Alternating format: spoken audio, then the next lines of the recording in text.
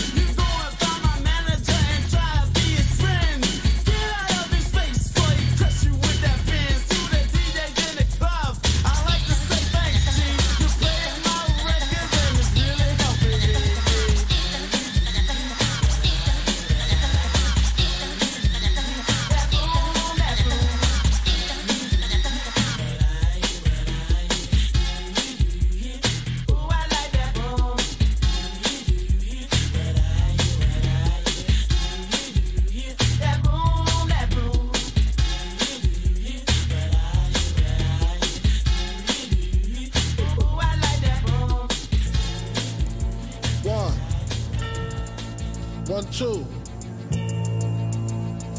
Check me out right here, yo.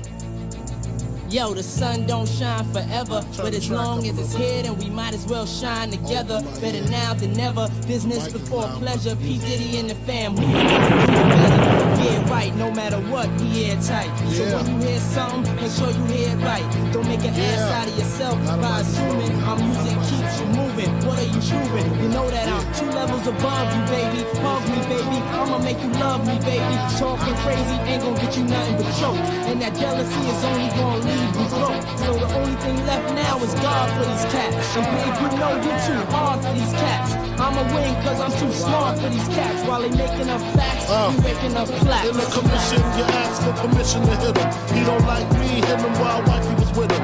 You heard of us, the murderers, most shady. Been on the low lately, the feds hate me. The sun is they say my killing's too blatant. You hesitating, I'm in your mama crib waiting. Duct taping, your fam, destiny lays in my hands. Gat lays in my waist. Francis, M to the is H phenomenal. Gun rest under your vest, by the abdominal. Rhyme a few bars so I can buy a few cars. Then I kick a few flows so I can pimp a few hoes. Excellence is my presence. Never tense, never hesitate. Leave a nigga bent, real quick, real sick. Wrong nights, I perform like Mike. Anyone, Tyson, Jordan, Jackson, action, back guns, ridiculous. And I'm quick to bust if my ends you touch. Kids or girl you touch. In this world I clutch. 2 auto, Matos. Used to call me Fatso, now you call me Castro. My rap flows militant, y'all faggots ain't killing shit. Oops, Cristal keep spilling shit. You overdid it, Holmes. You in the danger zone. You shouldn't be alone. Hold hands and say it like me, the most shady. Frankie baby, fantastic, graphic, trying to make dough like Jurassic. Park did quick to spark kids who start shit. See me, only me, the underboss of this Holocaust. Truly yours, Frank White. We got the real live shit from front to back. To my people in the world, where the fuck you at? Where my niggas is at? Where my niggas is at? Where the fuck my bitches at? Where my bitches is at? We got the real live shit from front to back. To my people in the world, where the fuck you at? Where my niggas is at? Where my niggas is at? Where the fuck my bitches at? Where my bitches is at? Put your money on the table and get your math on. Break it down, split it up, get your laugh on. See you later, dog, I'ma get my stash on. There's a bag full of money that I get my ass on. I never lose the passion to go platinum. Said I live it up till all the cash gone. Ain't that funny? Only use plastic, crafted to make classics. Hotter than acid, PD, blowing on your tape of CD. The Billboard killer, no team killer. The famo, ammo is every channel. We've been hot for a long time, burning like a candle. What you can do is check your distribution. My songs bump in Houston like Scarface produced them. You ain't got it like me, you just mad cause I tell her how it is and you tell her how it might We got be. the shit map tight, brass knuckles and flashlights. The heaters and the 2-seaters with 2 meters. Senoritas, kiss rings when you meet us. P. Diddy run the city, show no pity. I'm the witty one, Frank the crook from the brook. Maddie broke the neck of your coat connect. No respect, squeeze off to all y'all diminish. Shootouts for 20 minutes until we finish. Then it's to the loot, escape in the coupe, break bread with the kiss. Panero, chic loose, Black Rob join the mob. It ain't no replacing him, niggas step up. We just macing them, placing them in funerals. Criminals turn the vows to Brick City. Nobody come off like P. Diddy. Business wise, I play men. Hide money on the island Cayman. Y'all just betray men, you spray men. Opposition, competition of the day in the life of the commission. We got the real live shit from front to back. To my niggas in the world, where the fuck you at? Where my niggas is at? Where my niggas is at? Where the fuck my bitches at? Where my bitches is at? We got the real live shit from front to back. To my niggas in the world, where the fuck you at? Where my niggas is at? Where my niggas is at? Where the fuck my bitches at? Where my bitches is at? We got the real live shit from front to back. To my niggas in the world, where the fuck you at? Where my niggas is at? Where my niggas is at? Where the fuck my bitches at? Where my bitches is at? We got the real live shit from front to back. To my niggas in the world, where the fuck you at? Where my niggas is at? Where my niggas is at? Where the fuck my bitches at? Where my bitches is at? We got the real live shit. What y'all niggas wanna do? Hey, L, you know you my favorite white boy, right? I owe you for this one. I've been patiently waiting for a track to explode on. You get stunned if you want, and your ass to get rolled on. It feels like my flow's been hot for so long. You thinking I'ma fucking fall off? You're so wrong. I'm innocent in my head, like a baby bone dead. Destination heaven. Sitting politic with passengers from 9/11. The Lord's blessings leave me lyrically inclined. Shit, I ain't even got to try to shine. Guards and seamstress that tailor fitted my pain. I got scriptures in my brain, I can spit at your dame straight out the good book. Look, niggas is shook. 50 fear no man, warrior. Swing swords like Conan. Picture me, pen in hand, write lines, knowing the source of quoted. When I die, they'll read this and say a genius wrote it. I grew up without my pop, shit that make me bitter. I caught cases, I cocked out this, that make me a quitter. In this white man's world, I'm similar to a squirrel, looking for a slut with a nice butt to get a nut. If I get shot today, my phone will stop ringing again. These industry niggas ain't friends, they know how to pretend. Patiently waiting for a track to explode on. You get stunned if you want, and your ass to get rolled on. It feels like my flow's been hot for so long. You thinking I'ma fucking fall off? You're so wrong. Patiently waiting for a track to explode on. You get stunned if you want, and your ass to get rolled on. It feels like my flow's been hot for so long. You thinking I'ma fucking fall off? You're so wrong. You've been patiently waiting to make it through all the hating, debating whether or not you can even weather the storm. As you lay on the table, they operating to save you. It's like an angel came to you, sent from the heavens above. They think they're crazy, but they ain't crazy. Let's face it, shit basically they just playing sick. They ain't shit, they ain't saying shit. Spraying 50s, A to the K, get in the way. I bring drain them with me and turn this day into fucking mayhem. You staying with me? Don't let me lose you. I'm not trying to confuse you when I let loose with this Uzi and just shoot through your Isuzu. You get the message, am I getting through to you? You know it's coming, you motherfuckers don't even know, do you? Take some big and some pop and you mix them up in a pot. Sprinkle a little Big L on top. What the fuck do you got? You got the realest and illest killers tied up in a knot. The juggernauts of this rap shit, like it or not. It's like a fight to the top just to see who died for the spot. You put your life in this, nothing like surviving a shot. Y'all know what time it is, soon as 50 signs on this dot. Shit, what you know about death threats, cause I get a lot. Shady Records was 80 seconds away from the tower. Some cowards fuck with the wrong building, they meant to hit ours. Better evacuate all children, nuclear showers, there's nothing spookier. You're now about to witness the power of fucking 50. Patiently waiting for a track to explode on. You get stunned if you want, and your ass to get rolled on. It feels like my flow's been hot for so long. You thinking I'ma fucking fall off? You're so wrong. Gang squad here, all of the shots go off. It's 50, they say it's 50. See a nigga laid out with his fucking top blown off. It's 50. Man, that wasn't 50. Don't holler, my nigga. Shouldn't throw stones if you live in a glass house. And if you got a glass jaw, you should watch your mouth, cause I'll break your face. Have your ass running, mumbling to the J. You're going against me, dog. You're making a mistake. I split your lead, you're looking like the Michael Jackson jackets with all them zippers. I'm the boss on this boat. You can call me Skipper. The way I turn the money over, you should call me Flipper. Your bitch a regular bitch. You calling her wifey. I fucked and feed her fast food. You keeping her icy. I'm down to sell records, but not my soul. Snoop said this in 94. We don't love them hoes. I got pennies for my thoughts, now I'm rich. See the 20 spinning, looking mean on the 6. Niggas wearing flags, cause the colors match their clothes. They get caught in the wrong hood and filled up with hoes, motherfucker. Patiently waiting for a track to explode on. You get stunned if you want, and your ass to get rolled on. It feels like my flow's been hot for so long. You thinking I'ma fucking fall off? You're so wrong. Patiently waiting for a track to explode on. You get stunned if you want, and your ass to get rolled on. It feels like my flow's been hot for so long. You thinking I'ma fucking fall off? You're so wrong.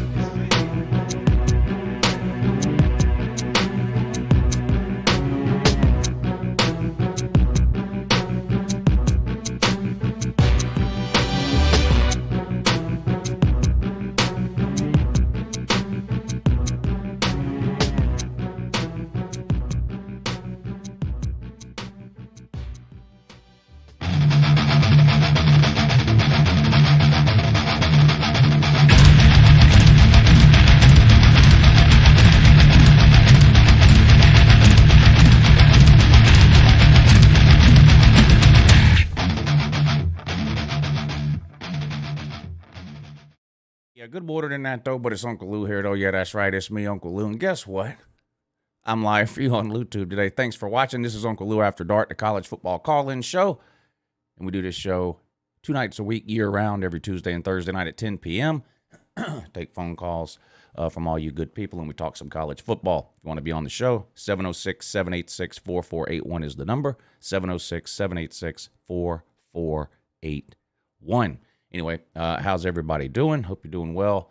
Miami busy doing Miami things, losing to something called Virginia, which is 0-2 in the ACC. And if you're 0-2 in the ACC, you're not any good at all because there's not two good teams in the ACC. So if you've lost to two ACC teams, you're doo-doo. That's Virginia. But they're pushing the doo-doo in on Miami. A weird road game. This, of course, scenario here where it's a road game for both teams. Virginia had to come all the way down to the Miami Dolphins Stadium, and the Hurricanes had to travel to the Miami Dolphins Stadium as well. Of course, it's no big deal for Miami to do that. Every home game they play is a road game, as they're a poverty program without their own stadium. They lease it. They lease it from the Dolphins. That way, Miami Hurricanes football players get an opportunity to play in an NFL stadium because, unfortunately, it's not likely to ever happen once they leave Miami. Now, Miami used to put a lot of players in the NFL, but Miami used to do a lot of things like win football games, but they can't be bothered to do stuff like that anymore. President of the university put out one of the most ridiculous statements of all time today, where he basically said it's not fair. What's going on at Miami is not fair because COVID, blah, blah, blah, this, that, and the other. And, like they're the only team in America that has dealt with COVID over the last 2. It just made no sense. It was just a rambling. You know what it was? It was a rigmarole. It was a rigmarole. If you watched the morning show this morning, you know exactly what a rigmarole is. That's what it was. It was just a 2-page letter full of excuses about why Miami used to be good but ain't good no more. That's just what it was. It was pitiful, sad, it was embarrassing. And really, there's nothing that can be done at the University of Miami right now to make them better tomorrow. Nothing. They can get a new coach if they want to. They can do whatever they want to. Fans been screaming for Jake Garcia all year. He plays tonight. They can't beat Virginia with Jake Garcia. It's pitiful. Derek King is wondering what the hell he's doing and why he did it. Why did I quit Houston 4 games in 3 years ago just to transfer down here and get beat every other week? He's got to be kicking himself in the rear end right now because he has ruined probably any chances he had of ever doing anything after college, too. He's been an absolute disaster. Can't stay healthy either in 2. So it is what it is. The only people surprised are Miami fans. Of course, Miami fans are perpetually surprised. They wake up every single morning thinking it's still some random point in the 90s when their team mattered. Unfortunately for them, it doesn't. The 1990s aren't playing games today. 2021 is playing games today. And, Miami Hurricane fans can cry about the X's and O's all they want. Reality is they don't have very good Jimmies and Joes. It's just a fact. I don't make up these facts. I just report them to you. And right now, Miami is a stale piece of old doo-doo that's done turned white and stopped stinking. That's just what they are. Other than that, though, everything's going good. Gator Zone, thank you for the super chat. He says Florida 30, Kentucky 21. Sounds like a reasonable score prediction to me. Kentucky's given Florida a hard time several times over the last 5 or 6 years, but only managed to beat them once in like the last almost 40 years. So we'll see. It's on the road in Kentucky. We'll see how Florida handles it, but Florida's a favorite in that game for a reason. So we'll see. Will Levis is going to have to play much better than he's played the last 2 weeks when he absolutely sucked the last 2 weeks. I noticed a lot less Kentucky fans bragging about their amazing passing game the last 2 weeks when they played terrible versus the first 2 weeks when Kentucky was going 100-0 and winning the World Series or whatever it was the Kentucky fans were saying they were doing. They're so confused, those Kentucky fans. They think every win is the Kentucky Derby. Other than that, they can't be bothered. Every once in a while, good basketball team. They weren't even a good basketball team last couple of years, though. It's just reality. Feel sorry for the neckbeard, but 100 yards passing against South Carolina, pitiful. Pitiful. Scored 16 points against South Carolina. How is that possible? I don't know, but Kentucky found a way to do it. Week before that, should have lost to Chattanooga. Some miracle, though, they didn't. Same miracle that Auburn had to not get beat by Georgia State, I guess. Wilkie, thank you for the super chat. More people watching Lou than at the Miami game. Well, that's pitiful, but every time they show the Miami student section, too, I feel so bad for universities. They show the Miami student section, be 11 people there. You know what it is? It's like when you were in regular school. You know how they get, you guys remember after-school suspension or after-school detention? You know, if you did something wrong, they made you stay after school for an hour or whatever and sit in the classroom and do nothing. Well, at the University of Miami, if you get caught doing something wrong, they force you to go to a Miami home game. What are no Miami home games? They make you go to a Miami road game at Dolphin Stadium and sit in the student section. And it looked this week like about 15 people might have got in trouble at Miami because that's how many people were there. I'm surprised it was that many. But like I said, unless they were forced to go, they wouldn't be there. It's just what it is. It's just what it is. But thanks to shout out to everybody for tuning in. We're going to get to the phone lines here in just a second because they're already backed up. Biscuit, what's up, buddy? Hey, you guys hit the thumbs up too. If you can get to the phone calls, but 230 people in here, 62 thumbs up. Hit the thumbs up. We're going to get to that here momentarily. The super chat button is located right below the comment section for your convenience. Yeah, real easy to use. Click the super chat button, type me a note. I'd be happy to read it. For those of you that have PayPal and don't mind doing it that way, you can attach a note to your PayPal as well. YouTube steals half your super chat. PayPal does not. So there you go. Two good ways to support the show or the channel if that's something you're interested in doing. Shout out to Rhino26. What's up, buddy? Ego1, Dependent Fanatic, Aaron Brown, Moses Denton, Tom Bailey, Jerome Pruitt, Huh You Like, Savage Cabbage, Guinness Dog, Pigskin Pete, Jonathan Aaron, Jabari Jones, Dr. Vol, K-Dog, Andy Chin. I'm just going to move on from that. Bulldog JC, Faux Nickel, Christopher McDavid, Patrick McKeever, Guinness Dog, Oni Kuno, The Real MVP, John Doe, Nittany Berg 20, Rack Dog, Muffin Man, G Defender, Drew Tube, Grant Aiken, Brandon Garner, Friction Vixen, Johnny Bolton, Matt Dummett, Brandon Lee, Jim Collins, L-Dub, Baylor Man is here, Texas T-Ship Central, Greg, Jack Selman, Kevin Wood. Shout out to everybody for tuning in tonight. I really, really appreciate it. Let's talk some college football. G Defender, thank you for the super chat. He said, tainted meat. Yeah. Shout out to the morning show. We have a good time over there on the second channel. Jack Selman, thank you for the super chat. He says, I heard a Barner tell me that Bo Nix is a mixture of Patrick Mahomes and Lamar Jackson. What? He didn't tell you that recently, I hope. I mean, I've known Bo Nix was no good for 3 years, but Auburn fans, they should have at least realized it by now. Can you play the video of Ballard dancing Raining Men? Well, I guess since you sent a super chat, I kind of have to. I guess I kind of have to.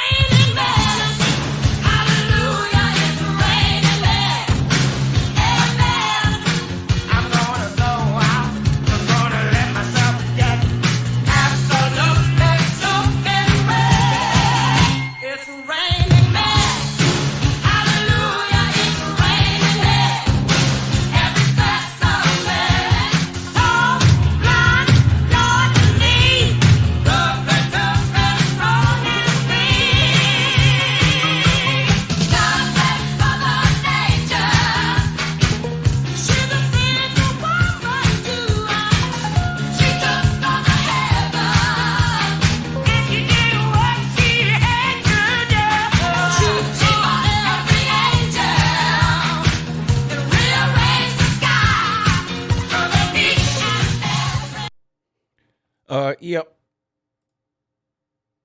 That's how that goes. All right, good morning. You're on with Uncle Lou.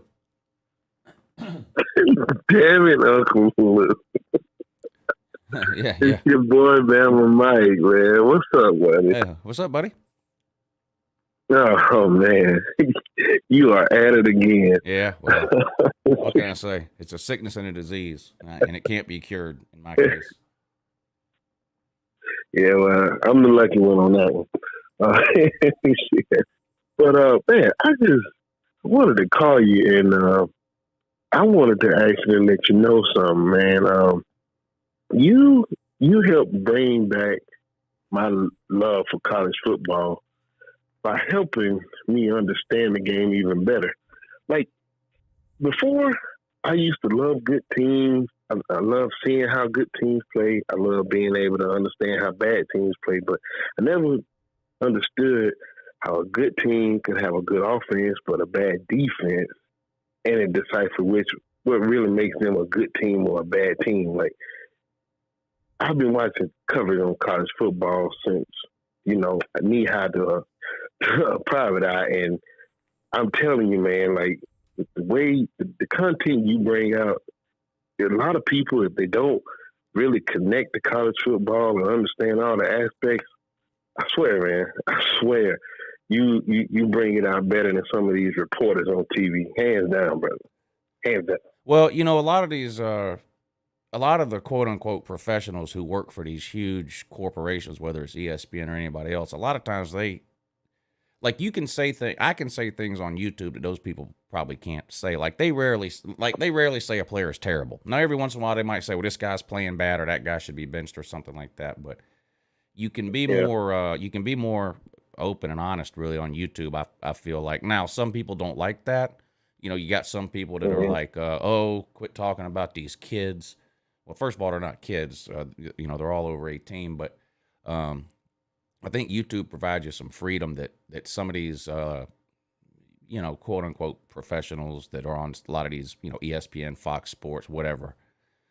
A lot of times they can't. Look at all the heat. What's his name from Pardon the Interruption? Michael Wilbon, the guy from ESPN. Yep. He called Lane Kiffin a clown and an embarrassment, and people can't believe it. They're like, "Oh my God, how could he?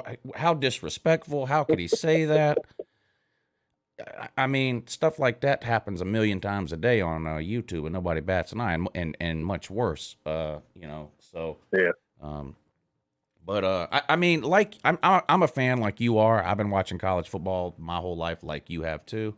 I'm a fan like anybody else. I just, for whatever reason, I got lucky with this YouTube channel, and have been able to attract a good crowd of people in the comment section and the people that watch the videos and stuff like that. And I consider myself pretty lucky. Damn right. I hear you, man. I hear you. Well, you keep bringing it, brother. But I just wanted to hit you up. I do have a question though. Yeah. Do you think Penn State is actually going to pull out this win? Not here on. I'm talking about against Ohio State this year. Yeah. I mean, if they were playing tomorrow, I would pick Penn State. That's for sure. Penn State has looked like the better team every single week. There hasn't been one week where I've gone, okay, Ohio State looks better this week. You know what I mean? We're 4 weeks in, and every single week so far, Penn State has looked better. That doesn't mean they'll beat Ohio State. Who knows? Same thing with Ohio State and Michigan. Michigan has looked better than Ohio State too, but I don't know how anybody can pick Michigan in that game. You just never know. Exactly. I still think, to me, Ohio State, well, to a much lesser degree, Ohio State and Clemson are two ultra-talented teams. And for whatever reason, it's not all coming together. It's not clicking. Something's not working right. Now, it's much worse with Clemson than it is Ohio State, but Ohio State's got a couple of issues that they got to fix, or they are going to lose a couple of games this year, in my opinion. You see, and I feel like I didn't mention Michigan on purpose. I feel like if Penn State beats Ohio State, they can take a loss and still get a bid. I believe it. Oh, I don't know where that loss will be. Yeah, I think there's a good But chance I the Big believe they Ten get in. East could get 2 teams in this year because there's some good teams in the Big Ten East. So if you go 11-1, Exactly. you could Yes. you can absorb a loss in the Big Ten East. I agree with you. As long as the loss, I think, is Yeah. is to a decent team. Like you can't be like Ohio State a few years ago and get blown out by Iowa or Purdue or something. Well, not Iowa this year. Iowa's good this year, but they weren't that good that year. The loss would have to be to what people considered to be a good team, but I think then if you were 11-1, you'd have enough good wins, I think, to overcome that. Yes, it might be the year, man. It might be the year to actually shake it up and get it in. I believe in Cincinnati, but I think Penn State will get that bid over them from where they come from, even though Cincinnati really hadn't went down, since last year. They've gotten on, but I don't know. I was just wondering about that, how you felt about it, because I think Penn State can actually shake it up if they get deep. I think so too. Listen, I'm an SEC homer. I don't deny it. I'm proud of it. The Big Ten East right now is the best division in college football, with Texas A&M not being as good as people thought, with LSU and Auburn having down years. Right now, the Big Ten East is better than the SEC West. Now, Alabama, I think, is better right now than any one team in the Big Ten East. But if you look at the division as a whole right now, I mean, you got Michigan State, Michigan, Penn State, Ohio State. I mean, you got some good teams. Those are 4 quality teams there. Right. And I don't think Maryland's going to do much, but they already causing a ruckus right now. What if they beat Iowa this week? They could beat Iowa, and Exactly. then you got Maryland sitting there too. I mean, yeah, it's a tough division. That's right. Tough division this year, for sure. All day.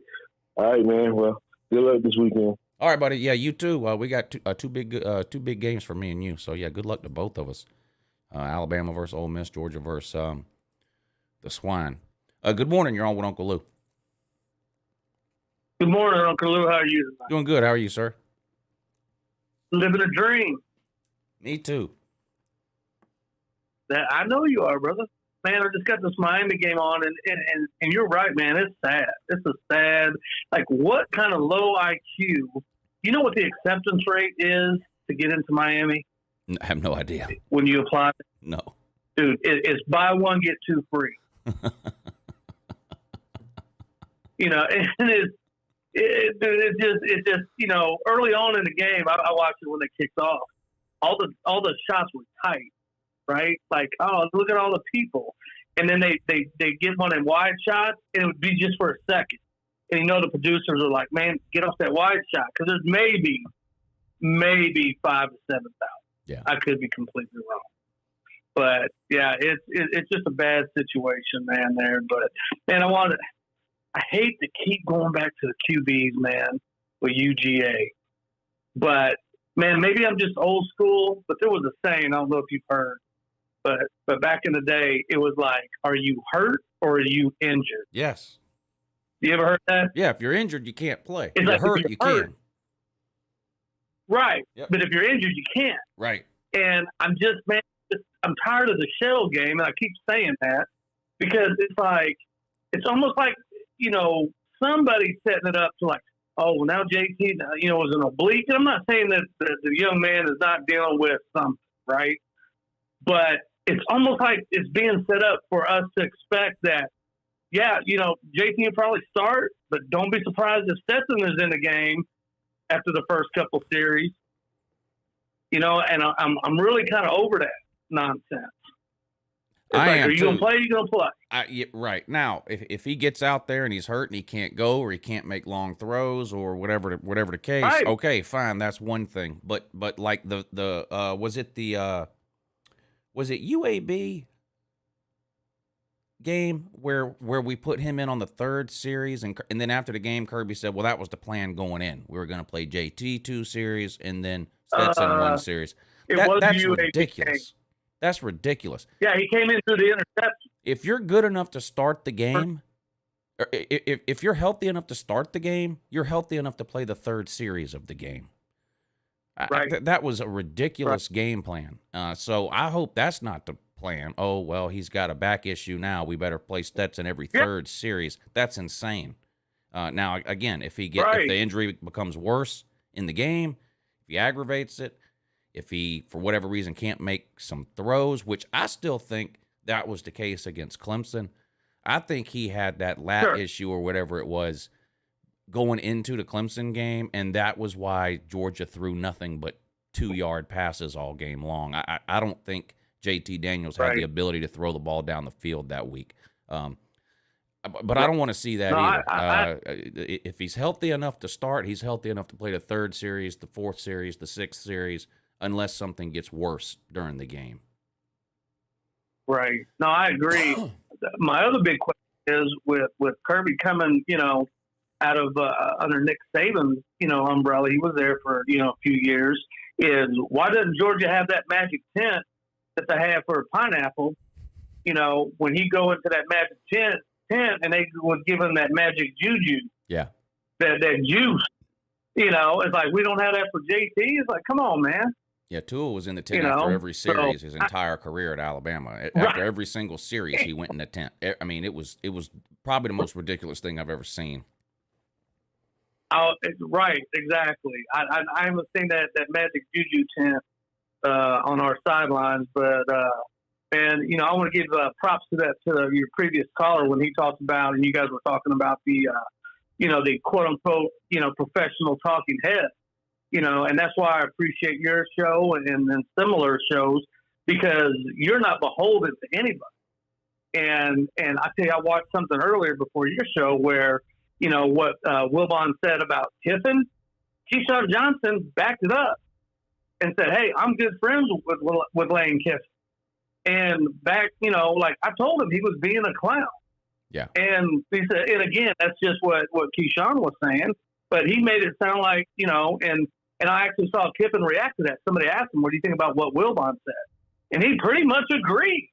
He was like, yeah, I've made a lot of mistakes, but, there's some maturity there. I'm still not a big fan of the dude, but, man, I like a guy that don't care to air it out, man, and turn the screws, Yeah. But, yeah, man. So, yeah, that's why I love your show, man. Ain't nobody holding you back. Yeah. A lot more truth coming out. Yep, so. That's true. And, I mean, there has been a few times where I've gone a little too far, stepped over the line, and maybe said something I wished I wouldn't have said or whatever. But generally speaking, I try to say what probably a lot of other people who are sitting at home watching games are probably saying in their head. I just come on here and, I just say it out loud for people to hear. I have gone too far a couple of times, but in general, I try to say exactly what's on my mind without holding anything back to the best of my ability. Nah, brother, it happens, man. Yeah. But you can say it, and I know you have, like I said, when you think you said something gone over the line, you come back and admit it. Yeah. But again, nobody, slapping you on the knuckles. That's just being the man that, like a man does. But yeah, man, I'm going to say this. Go Dogs, and be safe and have a good night, man. Yeah, thank you. It was good to hear from you. Thank you for the call. And I couldn't agree with you more on the Go Dogs. Mike Reiser, thank you for hitting the PayPal link. He says, Miami Hurricanes. Yeah, could be a name change in the works there. If we're trying to come up with accurate nicknames for teams, the Hurricanes might be the way to go. Davis, thank you for hitting the PayPal, buddy. He says, why do these people think Arkansas can run on Georgia? No one's running on 99, 88, and 95. I don't know why people think that either. This is the best Georgia run defense maybe ever. And no one could run on Georgia last year, and no one could run on Georgia the year before that. We've given up, 2 rushing touchdowns in the last 3 years? Now, that doesn't mean that Arkansas is not going to gain a yard or even break a long run, but I don't think anyone whose game plan to beat Georgia is to come in and run it down their throat. That's a terrible game plan because it's not happening. We'll see what happens with KJ Jefferson for Arkansas. He's got a bad knee this week. That's not a good thing to have going up against Georgia's front seven. I hope he's okay. I don't ever like anybody to be hurt or injured, especially in a big game. You want all the best players playing. I do, whether it's a Georgia player, the other team's player, or some game that doesn't even involve Georgia at all. When I watch a good football game, I want to see the best players play, and I want to see them play at or as close to 100% as possible. So I hope he's fine, but it doesn't appear that way right now. He's got some kind of lingering knee issue. Same thing with that good wide receiver they got, Burks or whatever. But so we'll see. We'll see.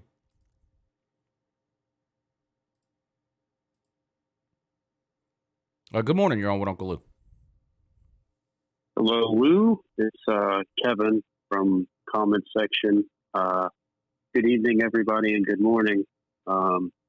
Obviously, game day's upon us for our Georgia Bulldogs, taking on Arkansas, of course. I can't wait for Georgia to win this game by 3, maybe even 4 touchdowns, and everybody tell us just how overrated Arkansas was after those same dumbasses were telling us, oh, Arkansas is going to beat you. Georgia, you ain't played nobody. Right. You ain't played nobody, Georgia.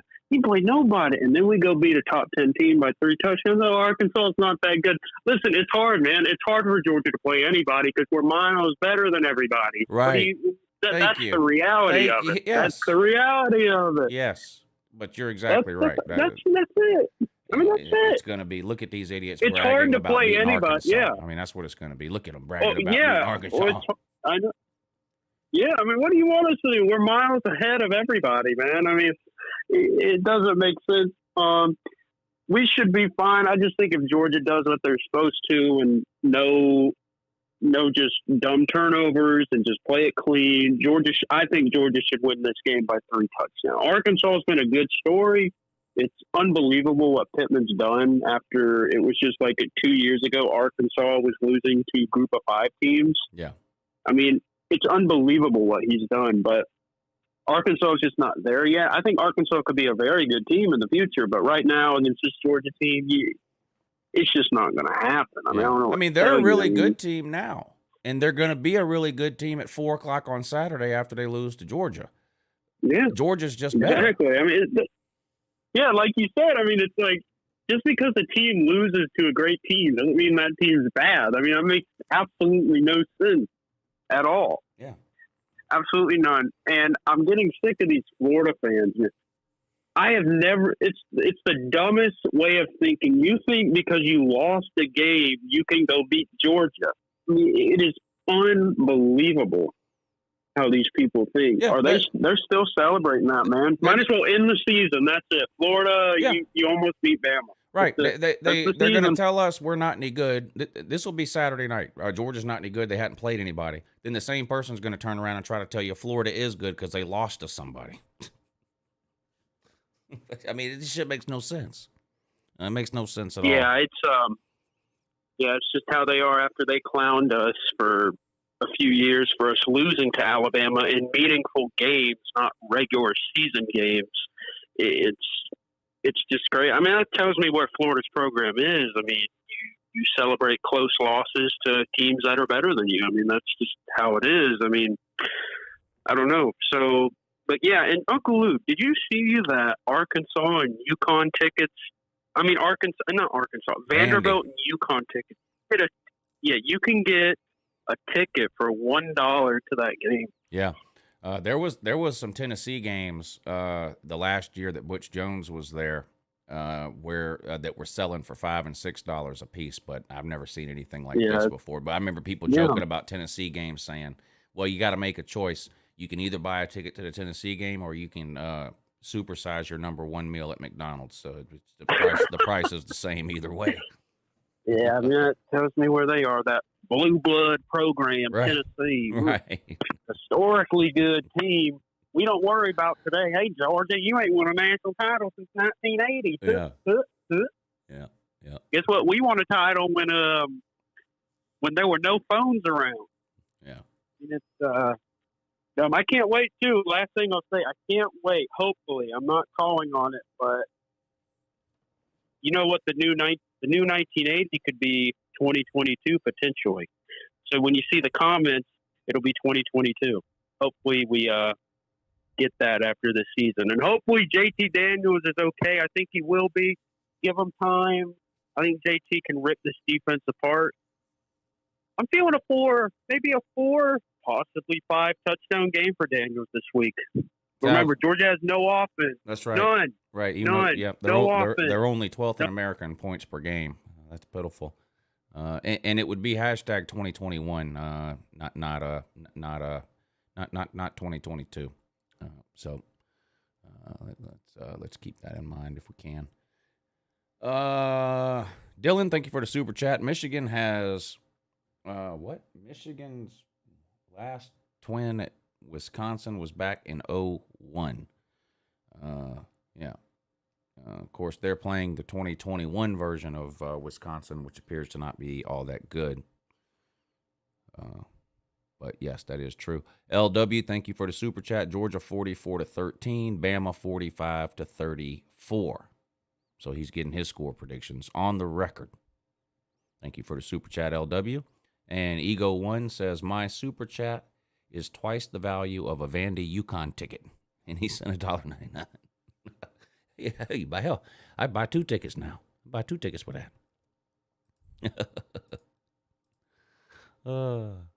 Thank y'all for hitting the super chats and the PayPal. I really appreciate that. Let's get back to the phone lines. Good morning. You're on with Uncle Lou. Uncle Lou, this is Coy calling you from the world's largest bath salt mill known as Gainesville, Florida. How you doing? Yes. Doing great. How are you, sir? We are currently in about 3 feet of stagnant swamp water here in the armpit of the South. We're doing okay otherwise. Okay. Hey, you mentioned, did Miami's president release some statement? Did I get half of that right? What did he say? He put a big letter out basically talking about academics and education are vital parts of the Miami experience and blah, blah, blah. And we have 21 national titles in team sports, including 5 in football. But COVID has had an impact on both education and athletics and yada, yada, but basically a bunch of excuses about why they're terrible today, but that they promise they're committed to having championship level athletic programs. It was just a pitiful letter he put out. So may I surmise, sir? Yes. That's not fair. That's what? Not fair. COVID, not fair. Yeah, not fair. No, apparently it's affecting the University of Miami and no one else. Yeah. But look, the reality is kids are looking to leave Miami nowadays. Look, when the first 48 comes and camps out on your city, it's not a good city anymore. Everyone in the world who has a sound mind and a sound body wants to get out of Miami. They are a hellhole. That's why they go to Alabama, they go to Georgia, they go to LSU, wherever the case may be. Miami is a hellhole now. That's just the reality of the whole situation. Your university's a dump. Your city's a dump. Everyone leaves at the first chance they get. Do you not agree? Well, a lot of them. Yeah, a lot of them. But even if they didn't, these old school Miami fans, and that's who it is. It's Miami fans who are my age, maybe a little younger, but my age and older mostly, and they wake up every morning thinking it's 1991 or whatever, and all these we need to hire Ed Reed as a head coach, or if we could just we need to recruit nothing but Miami kids, nothing but South Beach kids, nothing but Dade County kids, nothing but kids from the 305. That's just ridiculous. That's just ridiculous. I don't know. It's not a good situation at Miami, and they think, every fan has an idea of, this is what they need to do, and then we'll be good tomorrow. There is nothing they can do to be good tomorrow. Miami's not Clemson. Okay, Miami's not having a down year. Okay, What you're seeing right now is the same Miami we've seen for 16 years. Yes. A generation of recruits has come and gone. This isn't an overnight you fix. joined. Oh, we just need one QB, and if we get the right QB, if we get our seventh coach in the last 17 years, then we'll be good. No. You might be good 3 or 4 years from now. That's the best Miami can hope for right now, because they're not good this year. They're not going to be good next year. I'll go out on a limb and say they're not going to be good in 2023. There are a couple of really good recruiting classes and good coaching away from being anything close to relevant on the national scene as far as being a top 10 team or program. You joined what is probably the 4th or 5th best conference in the Power 5 back in 2004, whatever it was. You've won it 0 times. Let's stop pretending at this point. This is over. Just accept your fate, accept who you are.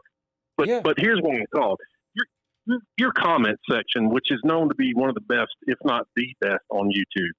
It does have its share of people who are mentally incapacitated. Let's just say that. The Gator fans that I see commenting in your comment section, the same people who are still bragging about beating Georgia last year, they're the same people who tell you, well, the only reason we lost to LSU is because we threw a shoe or we had injuries. McFly, Georgia drug a mass unit into Jacksonville last year with a 4th-string QB. Who was beating you 14-0 before he got hurt? And we started dragging people out of the stands to play quarterback and eventually lost to you. And to your credit, Lou, you have not used that injury excuse one time, which is fine, and I admire that. But the comment section, the Florida fans, they don't hesitate for 1 minute to do that. But the hypocrisy when it comes to the injury situation on the Georgia-Florida front is unbelievable. I heard a caller on your Tuesday night show say, well, the only reason the same guy bragged about beating Georgia last year with Stetson Bennett at QB, who at that time was our 4th-string QB. He had no issue saying, well, the only reason we lost to LSU is because of the injury. Well, why do you think you won in Jacksonville? Is that a fair point? Well, it's Florida. I think Florida was a better team than Georgia last year. Now, obviously the game would have been different if we'd have had different QB options and other things. But I definitely agree with the point you're making. I mean, ask any Florida fan. Just walk up to any random Florida fan and go, why did you get blown out by Oklahoma? You know, they're going to tell you, well, it's because we had all those players out. Yeah. But then, they, like you said, they don't want to, they turn around and act like that same principle doesn't apply to other teams. Yeah. I mean, Florida had the best team last year they've had since Urban Meyer, period. Look, I mean, that offense broke every record in the Florida books. I mean, Steve Spurrier never did offensively what Florida did last year. That was a really good offense. Now, their defense was their Achilles heel last year. Unfortunately, we couldn't take advantage of that because of our quarterback situation, like you said. But Florida was a legitimately good team last year, in my opinion. Yeah. So now this year they're not nearly as good. But anyway, thank you for the call. I'm gonna have to let you run because phone lines are backed up. Good morning. You're on with Uncle Lou. Hey, Lou. How you doing today, sir? Doing good. How are you, buddy? Pretty good. I just want to say that your videos really bring joy to me after a long day, and just know that your videos have a positive impact on people. So just thank you for what you do. Well, I appreciate that. Thank you for the kind words. I sometimes, it's like if you go to a restaurant and the food is good and the waitress does her job, you're not likely to say anything about it. But if the food is terrible or the waitress pisses you off, you'll tell everybody you know. And being on YouTube is kind of like that. I get 100 comments telling me to kill myself for every one comment I get like you just made. But I know why that is. It's just human nature. People are louder. when they're pissed off about something than they are when they're happy about something. But it does make me feel good to hear that from time to time. So thank you. Well, absolutely. I think you're awesome. But I know that you're an SEC guy, too, but I think something that you should pay attention to this year is the race for the Mountain West. The race for what? The race for really what? Awesome. The race for the Mountain West. Oh yeah, I'm not going to be paying attention to that. Is that the conference Fresno State is in? Yeah. Yeah, they're winning it. I'll just tell you that now. But no, I won't be keeping Well, up with it outside of Fresno that. State's the team that gets all the love out of that conference. But there's a lot of, I mean, especially this year, it's a pretty stacked conference for a group of 5 conference. I'm not saying like stacked like an SEC like a Power 5 conference, but it's a really good conference. Interesting to pay attention to this year. There's a lot of interesting stories going on in there. Fresno State gets all the love, but the team I think a lot of people are sleeping on is San Diego State, and they've sort of been like the Georgia of the Mountain West Conference. Like they have a lot more talent than a lot of these other Mountain West teams, but just not able to find their way offensively. I mean, when you look at them the last few years, they'll hold the team to 6 points, but just play one of the worst offensive games we've ever seen and somehow lose 6-3. It seems like they've kind of figured it out this year. Brady Hoke comes in as his second year for him, so it seems like he's been able to find an offense there. So I think that's a team to really look forward to. And there's a really big game going on this weekend in the Mountain West, Nevada and Boise State. And in the Mountain West this year, that's like the equivalent of Alabama and Ole Miss for this week. So that's a pretty big game. The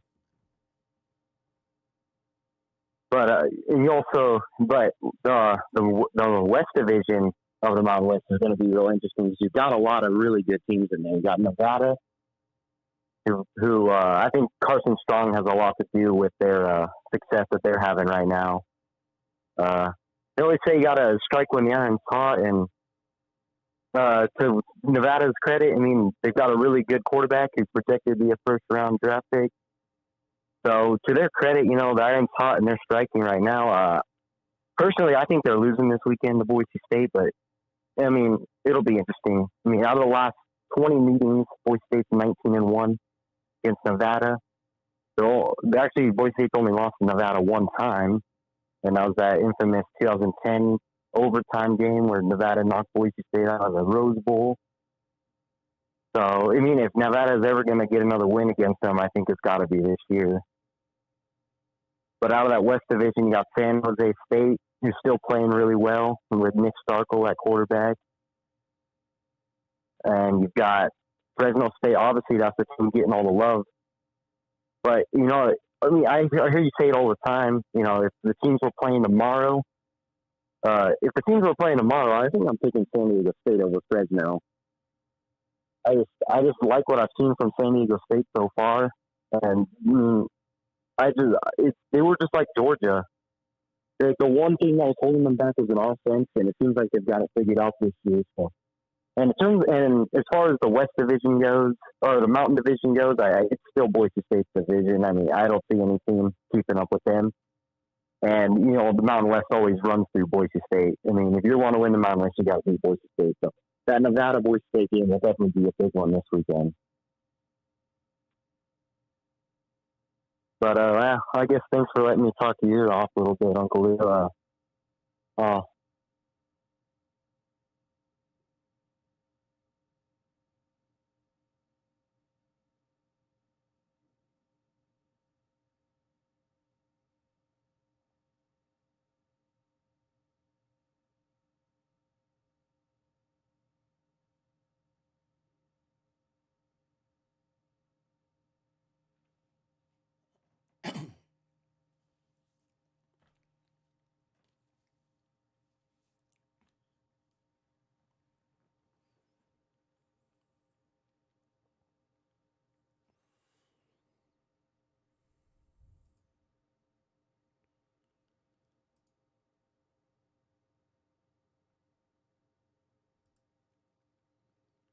Good morning, you're on with Uncle Lou. Good morning, Lou. It's Guinness Dog here. How you doing? Hey, doing good. How are you, buddy? Pretty good. Man, again, I'm just calling to thank you for like being the only safe haven for like sensible college football fans. Like, I'm a Georgia fan, ride or die. Don't get me wrong. Like, I feel like we've got a strong team. We've got a legitimate chance to get into the national championship argument. But these Georgia fans on the line are like Georgia's already won a national title. Like, did you know that? I didn't know that. They're like, we're going to blow out Arkansas. Whenever I'm like, y'all need a sense of reality, like just a bit. Like, Arkansas is a good team. I honestly think we're going to have a slugfest. I think Georgia's going to come out on top because we're just going to end up out talenting them. But Arkansas is not a team to sleep on, and this always happens to us every year. There's that one team that we're like, we get too cocky on or just sneaks up on us, and then we end up having a dogfight over something that we shouldn't. Now, with this specific case, Sam Pittman's a good coach, and whenever we're not playing, like, he'll have my vote. But Georgia has got to be firing on all cylinders next week or this weekend. I mean, and the thing that's worrying me and thing I want to pick your brain about is if JT goes down and Stetson Bennett goes in the game, I'm going to find it hard not to turn off the TV. Like, I'll be honest. Like, I can't stand it when he's there. Stetson Bennett? Stetson Bennett, yes. I cannot stand seeing him under center, throw a pass, do anything. Yeah. I'd also like to point out that there's, 150 voters in the AP poll. Every single one of them has Georgia either number 1 or number 2. It's not delusional for Georgia fans to think that they have a shot at a national title, in my opinion. There's 4 or 5 teams. I'm not saying that, but they're like, Georgia's one of them. Yeah. So. Yeah, but they're like, we've already won, and I'm like we don't have anybody. We don't have any teams to worry about. Yeah, no, I haven't heard anybody say that. I mean, I would rather play Arkansas than Ole Miss. I can tell you that right now. I'd be much more worried about Ole Miss than I would Arkansas. And Arkansas may end up having a better record than Ole Miss, but I don't think Arkansas. Well, Ole Miss. Well, it doesn't matter. It doesn't matter. I agree with you on Stetson Bennett. I mean, I've said it a million times, so I don't have anything to add to that. I mean, I just wish we could get a straight answer, and maybe I doubt we ever will. But like when Kirby, when it comes to his press conferences over who's hurt or who's injured, he's like, yeah, he's tweaked this, but he should be fine, but he might not, but he's good. Like I get it. Like that's probably a coaching tactic to not tip your hand to like the other team, but it is just frustrating as all hell. Like, well, I mean, you can't believe anything Kirby tells you specifically about the quarterbacks. You have to believe what he shows you. It's like the Maya Angelou quote. When someone shows you who they are, believe them. Kirby Smart ran around for 9 months telling me that Carson Beck was the number 2 QB. The first chance he had to prove it, he put Stetson Bennett in the game as QB2. So that's Stetson Bennett is QB2. And it doesn't matter how much it pisses me off. If JT Daniels gets hurt at any point in any game, Stetson Bennett is the one that's going in. That's just not going to change. And unless something drastic happens, then Stetson Bennett is starting against Oregon Week 1 next year in Atlanta. I mean, I haven't seen anything from Kirby Smart to tell me that's not the case. So I have to, I don't listen to what he says. I'm not going to listen to him next offseason. I'm not going to listen to him after the spring game. I'm not going to listen to him the week before the Oregon game. I'll believe Stetson Bennett isn't starting against Oregon when a quarterback not named Stetson Bennett starts against Oregon. Up until that point, I think Stetson Bennett is starting against Oregon next year. Pretty much. Like the entire Vanderbilt thing when he went in the fourth quarter and did nothing but hand it off every single time to Edwards. Like how, I want somebody said it in the comment section either here or on another Georgia video, why has nobody ever asked him, hey, if you're really wanting to develop these quarterbacks, then I don't know, when you're up 55-62 to nothing against a high school team, I'm sorry, that's what Vanderbilt is, why did he hand the ball off a million times to Bryant? That's great. He can hand the ball off. That's not concerning over a quarterback. I'm more concerned with his arm because, like you said, like everybody said, and I'm going to beat this dead horse to pieces. We need development, and we're not getting any development out of his arm or seeing what we've got, whether he's good, bad, or indifferent. by him handing the ball off. Air it out. It's their job to stop us. It's not our job to stop us. Hurt some feelings and get some balls. Like that's my only knock on Kirby is just, for the love of God, he has my full support, but I can be critical of him, and I demand perfection as every other fan should. And he got that job to aspire to perfection because he's literally has that measuring stick to go by when he comes off the Nick Saban tree, because arguably the greatest college football coach ever. Yeah, so that's well, just Kirby complains after every single win. So that's what I tell the idiot Disney dog Georgia fans all the time when they tell me to stop complaining and be happy with a win. I tell them I'll be happy when Kirby's happy, and so far that hasn't happened. Yeah, and they're but thank you for the call. I'm gonna have to let you go. Good morning. You're on with Uncle Lou. Hello. Hello. I have a question. I'm here. I have a question about Nebraska and they suck. That's the answer. If we're gonna, They're terrible. That's the answer. Scott Frost is no good, and neither is Adrian Martinez. So, do you think I forgot the other quarterback's name that's on the depth chart. Well, it used to be McCaffrey, but y'all ran him off, so he's gone. So it's whoever. No, not McCaffrey. Yeah, y'all ran him off. So. Okay. But you're saying that do you think we'll lose against Northwestern, or? I don't know, because they're pretty bad this year, so you might get a win there. Okay. But anywhere else, you think basically that we don't really have much of a chance? I wouldn't pick Nebraska against any top 25 team. No way. Okay. Nope. So the week after against Michigan, forget it. Lose with 3 touchdowns at least. Loss. Okay. All right. What about that Oklahoma game, though? Yeah, you lost. Yeah, but we didn't lose by the point spread. Oh, well, call Florida fan and have a conversation with him about it. Y'all 2 peas in a pod. Y'all can brag about all your losses. Good morning. You're on with Uncle Lou. Hey, Lou. Hey. It's Lucas Sharp. I'm a Vol fan. Ooh, damn. From the comment section. How much does it pain you when you lay your head on your pillow every night to look at Lane Kiffin and Greg Schiano and what they're doing? How much does that bother you? Not gonna lie, it hurts, Lou. Yeah, it has to. It has to hurt. Yeah. But it looks like Georgia, they're a great team. So congrats to you. It must be good it must be nice having a good team. It is, and I had a lot to do with that, so I appreciate that. Yeah, I think they're going to win the national championship, in my opinion. I like you. Because after the Arkansas game, who's stopping them? Who's stopping them? Well, I mean, Alabama's pretty good. I mean, maybe Alabama, but if Georgia goes 12-0, I mean, maybe Alabama. If Georgia goes 12-0 and loses to Alabama by 10 points or less, they should get in. And if they don't, I'm going to raise hell.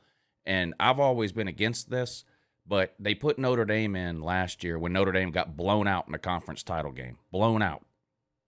Not just beat, but humiliated. They got humiliated on a Saturday and got put into playoffs the following day. If Georgia's 12-0 and loses to Bama in a close game, same thing for Bama. If Bama's 12-0 and loses to Georgia in a close game, both teams should get in. I agree.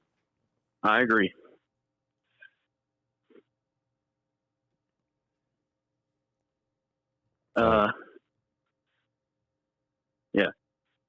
And about Tennessee, right now we clearly suck. That's just the point.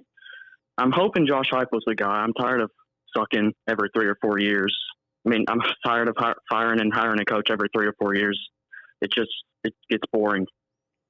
Yeah, it's just impossible to build a program that way, and that's what Tennessee needs to do right now is build a program. Because like we're talking about with Miami earlier, it's not a situation where Tennessee's just had a bad year. I mean, I think you have 8 losing seasons in the last 13 years.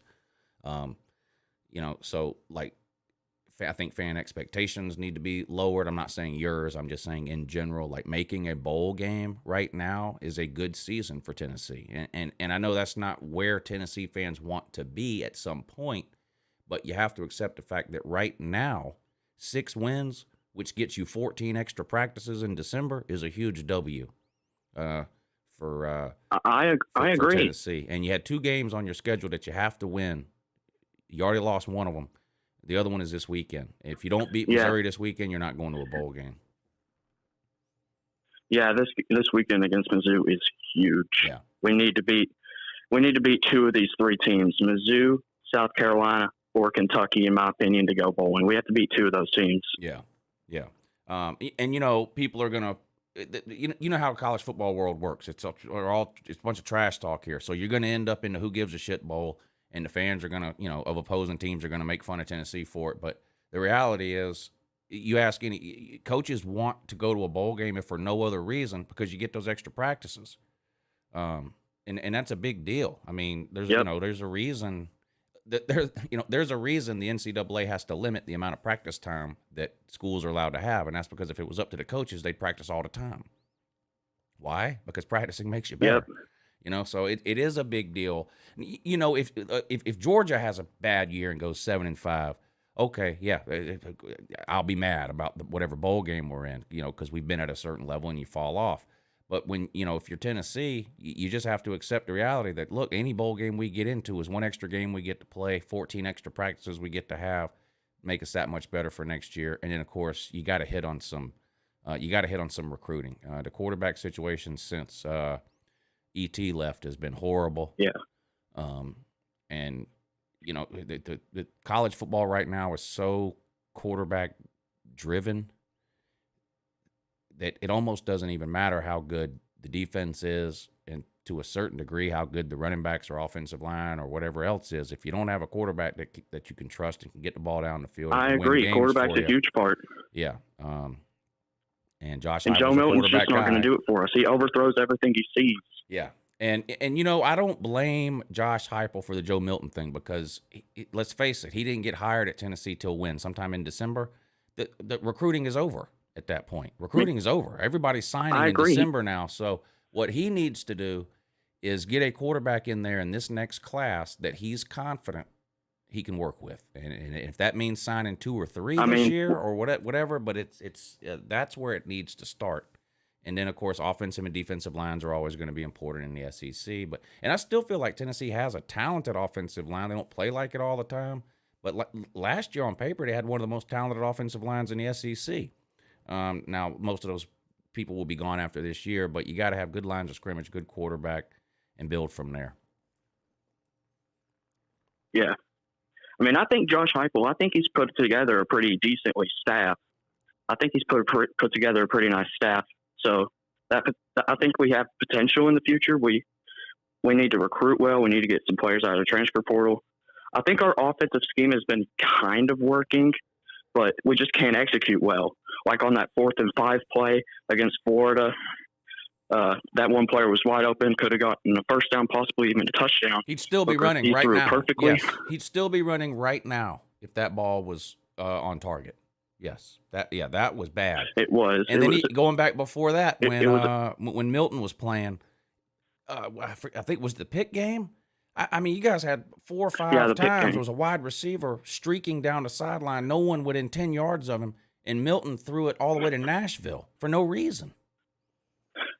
Yeah, that really pissed me off. We could have been up 21-0 on Pitt if we didn't overthrow those passes. Yeah. So we'll see, but he's got to get some pieces in there, and unless there's a season where you go like 1-11 or 2-10, something like that. I just you almost have to give him 4 or 5 years and let him. This is really his first recruiting class coming up that he's working on now.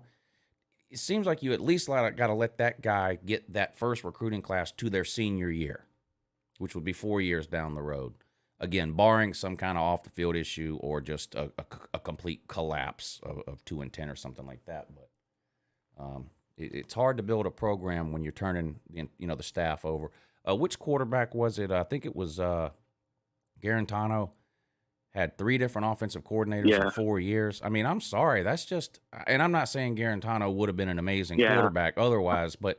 That's hard for anybody. 3 different offensive schemes, 3 different philosophies, 3 different coaches, 3 different OCs in a 4-year period. It's just hard to get better year to year that way. Yep, I totally agree. And now he's over at Washington State just throwing interceptions. Right. I hope he does well. I mean, I hope he does well. I'm rooting for him, but he's just doing awful. Yeah. I mean, I feel bad for him. Yeah. He's just gone through so much offensive coordinators and so many coaches. He had to get out of Tennessee. The fans, I mean, the fans would have burned the stadium down if he'd have stayed at Tennessee and started any game. I mean, the fans just had enough, and I don't blame him because he was really bad last year. You can't blame him. No, I don't blame him at all. I don't blame him at all. All right, thank you for the call, Lucas. Good luck to you this weekend. I do think it's a big game for Tennessee. They need to win this one because they've got some guaranteed losses. They've got some guaranteed losses coming up. Good morning. You're on with Uncle Lou. My God, that stretch of callers you had not too long ago, you sounded like you needed to be saved. Well. Oh, man. I have a gift. Yeah. So it's I'll tell you what, down here in Florida, we had a scare down here in South Florida with some major food poisoning, with some tainted meat down here. It was really scary. It was down to fast food places. I think it was like a Burger King. The CDC had to be called in. It wasn't COVID or anything like that. It's like they had to bring guys with hazmat suits and everything, and they had a takeout bag in there, and they put the tongs in there. They pulled out the burgers, the fries, and they found out what the problem was. They found 2 Miami Hurricane home game tickets in there, and that's what tainted all the meat in the store. So thankfully they were able to find the source of the problem because they're trying to give away tickets to these games again. That's sad. Nothing. That's sad. Nothing. I tried. When do you give up though? A serious question. Like, I'm not even talking as a fan, because that whole program and that institution, they are not on the same page at all. Well, like at some point, if your university president is like, they can put up public statements all they want. This goes back to Donna Shalala and all that stuff. Like they don't act like they want football down there, and it's been like that for years. And to Miami fans' credit, I've heard them say that for years. That the school itself is not investing the resources, the energy, whatever the case, to get the football program to where it needs to be. maybe that's partly true. I don't know. You know what I find sad is that one of the things I keep hearing is like, well, there's nowhere on campus they could build a stadium or anything like that. Like, maybe that's true, but just 5 miles down the road from where I live is the bounce house at UCF. That wasn't always there. They built that. They found a place. They built that thing like in 2007. Yeah. They used to play in the Citrus Bowl downtown Orlando. Was it as far away as the campus for Miami was from campus to stadium? No, not even close. But they still had to play like away from campus, and it was a pain in the ass for students to get down there if they wanted to go see a game. And UCF found a way. Georgia Tech can get a 40. Georgia Tech has a stadium slap dab in the middle of downtown Atlanta that's surrounded by 19 interstates. Like you can't find a busier. So I just don't buy that. Buy some land adjoining your campus. Expand your campus. Everything is for sale for a price. Everything. There is nothing that's not for sale. Period. Property, I mean. Somebody might not want to sell, but you offer them enough money, they will. You need a stadium. Get a stadium, Jesus. It's got to be on campus, because this whole Miami's crowded. We can't build a stadium in Miami. Miami's crowded. This is the same excuse they use for why no one goes to home games. Well, there's just a lot to do in Miami. Okay, there's a lot to do in Atlanta. Okay, there's more people at Georgia Tech game than there is Miami. Is there anything to do in Los Angeles? Because when Southern Cal's winning, this stadium's packed out. Yeah, I just don't know. Like I seriously wonder, like, when is the day going to come where I don't know if they're going to drop football, because I think they'll never do that, but it just feels like they're deluding themselves. It's a mirage at this point. It's like, yeah, we have a football team because we like the income that we get from the ACC and from other things. But you got these programs like Miami and Nebraska and Tennessee, like all from the heydays of like the 80s and 90s, and it's like Tennessee is gonna come back at some point. I think it's not gonna be with Josh Heupel. I'll tell you one thing about Josh Heupel. Like, that is he was one of the laziest recruiters at Oklahoma when he was on staff. UCF was happy to see him go. Tennessee fans, I hate to break your heart, but like, I'm not even joking. Like, Josh Heupel will fail at Tennessee, and it's not just like, I'm just telling you the truth. He does not like to recruit. He's lazy at recruiting. It's going to pass on down to his coaching staff. So unless he has like 6 or 7 outstanding recruiters on his staff that are just going to wow everybody, it's going to be the same old story at Tennessee. Yeah, you can just look at him, and you can. He looks lazy. He looks like he should have his own mukbang channel on YouTube. Hey, thank you for the call, Oni Kuno. I might have to let you go, but thank you for the call. Good morning, you're on with Uncle Lou.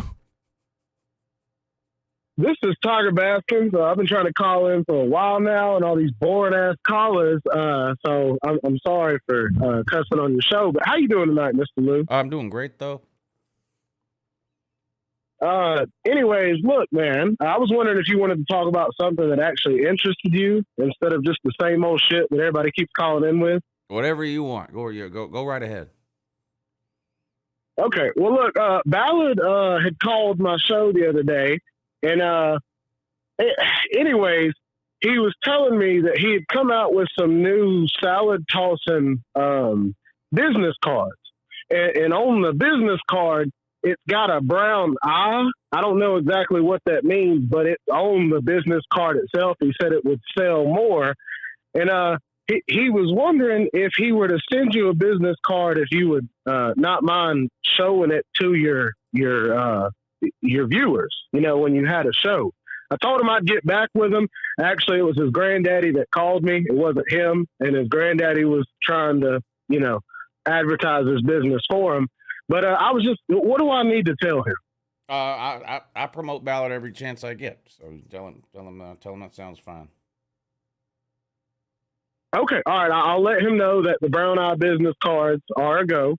And I guess aside from that, I guess I would let you know that my schedule tomorrow after work has been freed up. And so I may not get the chance to get Tommy fries, but I will be there to be able to experience this whole LouTube studio that has a lot of hype behind it. So, I will be there for that, sir. And you need to tune in because we do have a special guest that will be coming on. So just a heads up. A special guest that will be coming on. Okay. Yep. It sounds good to me. And I'll see if we can't bring some Tommy fries back to the LouTube studios. Dude, that would be badass. And on a realistic note, just real quick, I've been hyping up the Dogs a lot lately, and I wouldn't even call it hype. I feel like I'm being realistic when I talk about them. But if the Dogs are what we say they are, they'll hold Arkansas to 10 points. I can understand maybe them getting a field goal or whatever, but, a lot of people are trying to hate on the Dogs. A lot of it are the Florida fans, the Bama fans, and this and that. But any realistic Bama fan can tell Bama's not the old Bama. You're giving up way too many yards, giving up way too many touchdowns, literally everything. And then if you're a Florida fan, I'm not even going to discuss that. But after Alabama loses this weekend, I will be one of your first callers coming on and talking trash. But that's it for me, sir. I hope you have a good night. All right, TB. I'll see you tomorrow night, buddy. Be safe on the way down here. Look, Alabama's got a poverty defense. It is what it is. We were lied to all offseason and told they were going to have the best defense they've had in forever, and they don't. They gave up more touchdowns and points to Mercer than Georgia's given up all year. It's just facts of the matter. Good morning. You're on with Uncle Lou. Hey, Lou, what's going on, man? This is Andy. Ain't talked to you in a couple of years. How you doing, buddy? I'm doing good. How are you? Yeah, pretty good. Hey, I just wanted to call in and talk about my cats a little bit and your dogs. But I'm down on my Kentucky Wildcats. I'm a realist, you know what I'm saying? I'm a realist Kentucky fan. I mean, I'm pumped for 4-0, but you got all these other Kentucky fans crying and complaining we ain't in the top 25. Well, hell, you can't turn the ball over. Hell, I think they turned the ball over 12 or 15 times this year. I mean, you can't do it. You can't do it against Florida tomorrow or Saturday. You turn the ball over against Florida 3 or 4 times, you ain't winning. Yeah, you also can't be losing to Chattanooga in the fourth quarter and then turn around and beat South Carolina 16-10. I mean, again, it might not be fair. But college football isn't fair. If Georgia, Alabama, Clemson, Ohio State, Oklahoma, Notre Dame, if they had played the 4 same teams that Kentucky had played and the outcomes would have been exactly the same, all of those teams would be ranked. So I get that it's not fair, but you have to look at sort of the perception that you have. Now, the good thing is in the SEC, it really doesn't matter where you're ranked ever. If you win your games, they can't keep you out. You'll get in there eventually, starting this week with Florida. So, we'll see. I think it could be a good game. I think Florida's a better team so far. I think, but you guys have given them all they can handle several times over the last few years. So we'll see how it goes. Turnovers, Lou. Yeah, you can't have turnovers, man. You can forget that. They're turning the ball over I'm pretty sure going into South Carolina, Kentucky was -9 or -10. Hell, the Chattanooga game, they turned the ball over 4 times. I think they turned it over 4 against Missouri and 3 against South Carolina. You know what I mean? I mean, you got to protect the damn ball. I mean, how many snaps out of all them turnovers? How many snaps are they missing out on? You know what I'm saying? Right, and then you're giving how many offensive plays are you missing out on? Yeah, and you're giving the other team an extra possession every time you turn the ball over. I mean, Alabama and Nick Saban have one of the best teams every single year, and nothing drives Nick Saban up the wall more than turnovers, and that's the reason why. When Georgia lost to South Carolina a couple of years ago, they were one of the worst teams in America. Georgia was one of the best, but we had 4 turnovers. Yep, watched it. 4, and lost the game. I mean, we gave up 1 defensive touchdown and lost because we turned the ball over 4 times. So it drives me crazy. Right. It drives me crazy, Lou. Teams like Kentucky. Now on to your dog. Teams like Kentucky, Iowa, Minnesota when they were good a couple of years ago, Northwestern when they were good a couple of years ago. Teams like that who don't recruit in the top 10 or top 15 can't make mistakes and win good games. They can't. They've got to play their best games against the best teams to have a chance to win, and that's what Kentucky would have to do this week. Yeah. Absolutely. Hey, I just want a puncher's chance to get to you all. Maybe a puncher's chance to one time. I want to go to Atlanta as a Kentucky fan. You know what I'm saying? I want to go into the Georgia game, or if we play our A+ game. And we catch Georgia playing a D- type game that we got to, you know what I'm saying? We got to punch a chance at that. You know what I'm trying to say? Yeah. Give me that every once or 4 years. I'll be pumped as a Kentucky football fan. You know what I mean? Yeah. I don't blame you. Again, it comes down to expectations, and you have reasonable expectations. Yeah. And that's part of the problem right now with Tennessee and Miami. Their expectations are so far away from reality, it makes it impossible for any head coach to succeed. Look at Kentucky, on the other hand. Kentucky has more wins in the last 10 years than both Miami and Tennessee. And one of the reasons why is because they have let Stoops stay there through some tough times and build and develop a program. And the fan base's expectations isn't, well, Stoops has been here 3 years and can't win 11 games. Let's get rid of him. No, they've let him stay there. Right. They've let him bring in the staff that he wants and thinks he needs. They've let him, they've let him build the program the way he wants to build it. And like you said, every once in a while, and we saw it a few years ago, Kentucky can be Kentucky finished the season ranked in the top 15 3 years ago. That's unbelievable. Yeah.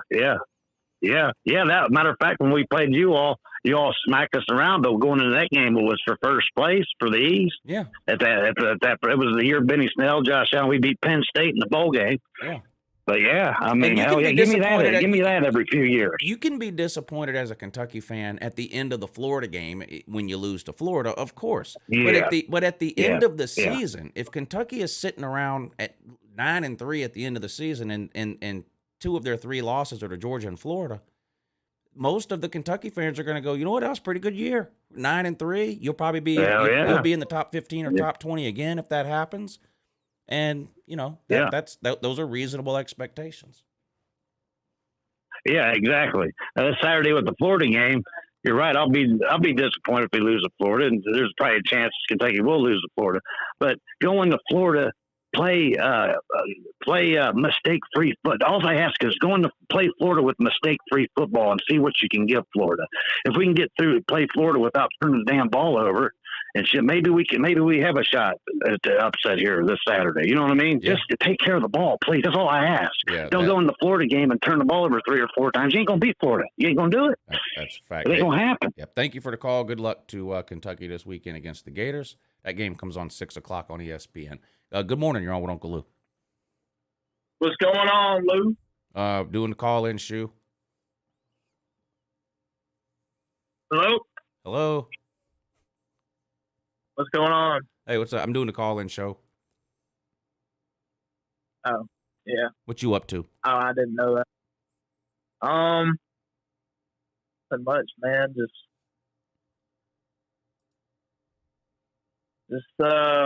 thinking about how I will never predict Auburn to win in Baton Rouge.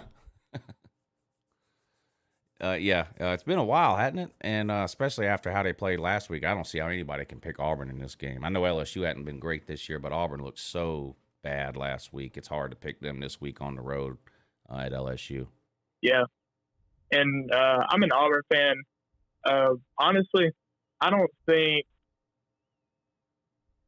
I mean, if we lose to LSU, I mean, even if we don't lose to LSU, we could potentially lose to Georgia by 30-plus points here in 2 weeks. Yeah, Georgia's, and I'm not joking. Yeah, Georgia's had Auburn's number lately, even in years when Auburn has been pretty good. You beat us in 2017, and then we got revenge in the SEC title game. But I think Auburn's like 3-13 against Georgia in the last 16 games. Yeah. So Georgia's just had I that remember Gus's second year, we were actually pretty good. I mean, we at least had a really good offense. And we, in the Georgia game, we probably lost by like 30 points or something like that. It was pretty embarrassing. But what's your take on Texas A&M? Honestly, I think they're in trouble, and I don't think it's a foregone conclusion that they beat Mississippi State this weekend. Yeah, if they lose to Mississippi State, then I'll completely reevaluate what I think about them. But right now, I still think Texas A&M has a really good defense, really good running backs. The quarterback situation is a mess there. Part of it is because the starter is injured and they're having to play a backup. But let's be real, even the starter had no experience, so you're not losing any experience by going with the backup. Clearly, Jimbo Fisher thought Haynes King was the better option of the two, but their offense has looked not great. I mean, that's putting it nicely. The offense has looked pretty bad. And forget the Arkansas game. Arkansas's got a pretty good defense. Okay, fine, you struggle against them, but you couldn't score against Colorado a couple of weeks before that. And worse than that, though, just if you watch them play, it looks like everything is hard. And there's been years where it was like that for Georgia on offense. And sometimes Georgia would have that game where they'd score 30 or 35 points. And if all you're doing is looking at the box score, you're going, 35 points. But when you sit down and watch the games, it's like everything looks hard for them. Like nothing comes easy right now for A&M. Now, part of that, I think, is because Jimbo Fisher has a very complicated offense, and he expects a lot out of his quarterbacks. He might be the head coach in college football that's the hardest on quarterbacks. And so when you got two freshmen that have never played before, they've got a million. I don't play golf, but I hear people say a lot of times golfers have too much stuff in their head when they line up to hit the ball. And instead of just going up there and whacking the ball, they're thinking too much and it's screwing them up. It looks like that's what's happening with Texas A&M's offense. Like they're overthinking every little thing, and it's just been hard to watch. Yeah, I think sometimes the way that Jimbo handles just the game, he acts like he has an Alabama roster, which he clearly doesn't have. And Calzada, I mean, everybody's saying like, oh, if only we had Haynes King, but I don't think I mean, they would have the same record with Haynes King in the game, in my opinion. Probably, yeah, because they didn't. Arkansas dominated them. Yeah, so I agree with you there. Yeah, I agree with you. Yeah, that was the most dominating 10-point win that I've seen this season. I think. I mean, yeah. You know, of course, Arkansas had some explosive plays, but A&M just got whipped. Yeah, I agree. Hey, thank you for the call. Good to hear from you. All right, let's try to get these last 3 calls wrapped up. Good morning. You're on with Uncle Lou. Good morning, Uncle Lou. What do you think Buckeyes' chances are of making the playoffs? I wouldn't pick them to make it right now. They haven't looked. They've got some of the same problems offensively that Texas A&M has. You know, everything looks hard. Defense. The defense is horrible. Well, not horrible, but it's nowhere near as good as what Ohio State's defense has been in previous years. So I don't know. Now, you know, they're playing the quarterback hokey pokey because one's hurt now, and so I don't know. That plus, I think the Big Ten East is the best division in football. It's going to be hard for anybody to get through there with even only one loss. And now that Ohio State already has one, they can't afford another one. So if I had to say right now, I would say no. Ohio State does not make the playoffs. I think they could make a New Year's Six game. I don't think they're going to fall off the map. I think they could make a New Year's Six game and still have a good season. But I wouldn't pick them to make the playoffs right now. You think Cincinnati's going? I think they're going to beat Notre Dame. You think they're going to the playoffs?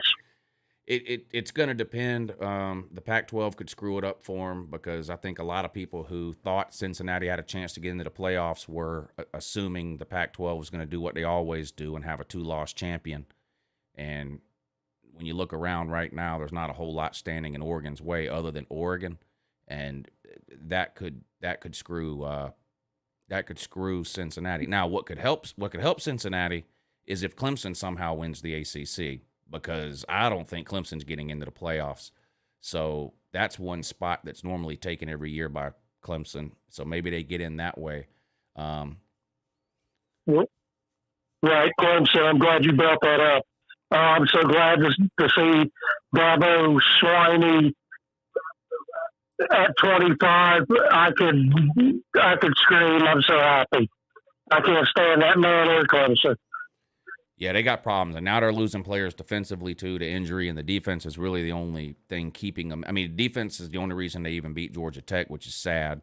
The linebacker, Skalski is out. The linebacker, Breesy, is out on the defensive line now. That's 2 of their better players on defense. They've lost 2 running backs already. Yeah. One quit the team. The other one is hurt. The ukulele hasn't looked good all year. Justin Ross doesn't look anywhere near as good as he was 2 years ago before his injury. Now, luckily for Clemson, the ACC is a disaster. And so I don't think they're going 6-6 or anything like that. But if they're not careful, they could go 8-4, 9-3. I mean, they look really, really bad. We'll see how they do this weekend. Hey, thank you for the call. Good to hear from you. Good morning. You're on with Uncle Lou. Hey, Lou, it's Trace Lothar of the Hill People. How you doing? Lothar of the Hill People. What's up, buddy? Do you know that skit? Do you know that sketch from Saturday? Are you old enough to remember that? I do know that skit. Yeah, I'm old enough to remember it. Okay, I died laughing when you brought that up the first time. Okay. It's actually pronounced Lowther, which you pronounced it right a few times, but we can go with Lothar. I think it's so funny. We can roll with it. Okay, sounds good.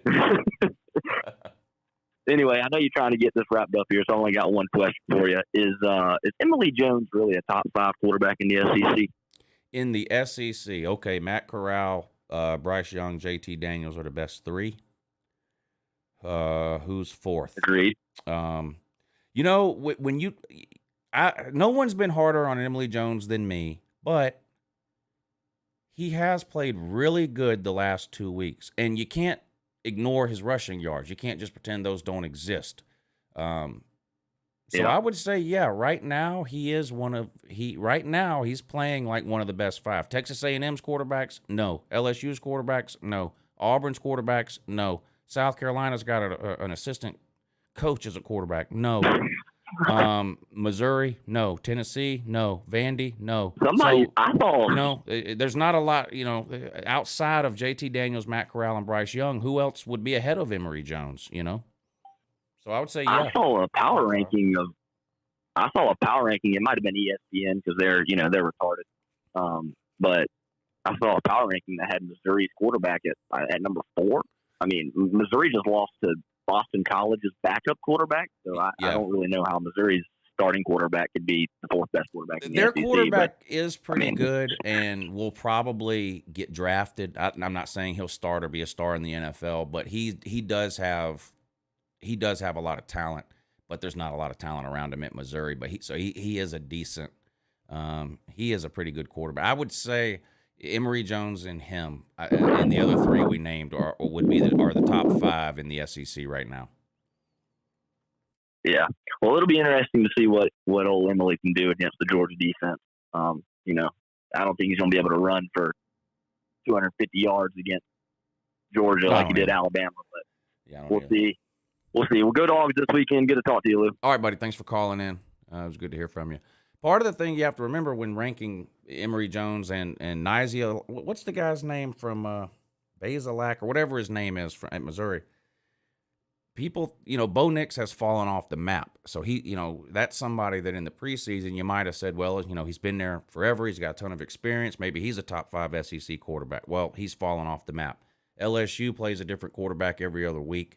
And the Texas A&M quarterback is hurt, so you start to run out of options. And Emory Jones has played well. I mean, you have to give people. You can't just pretend reality isn't real. Emory Jones has played well the last 2 weeks. You can't deny that fact.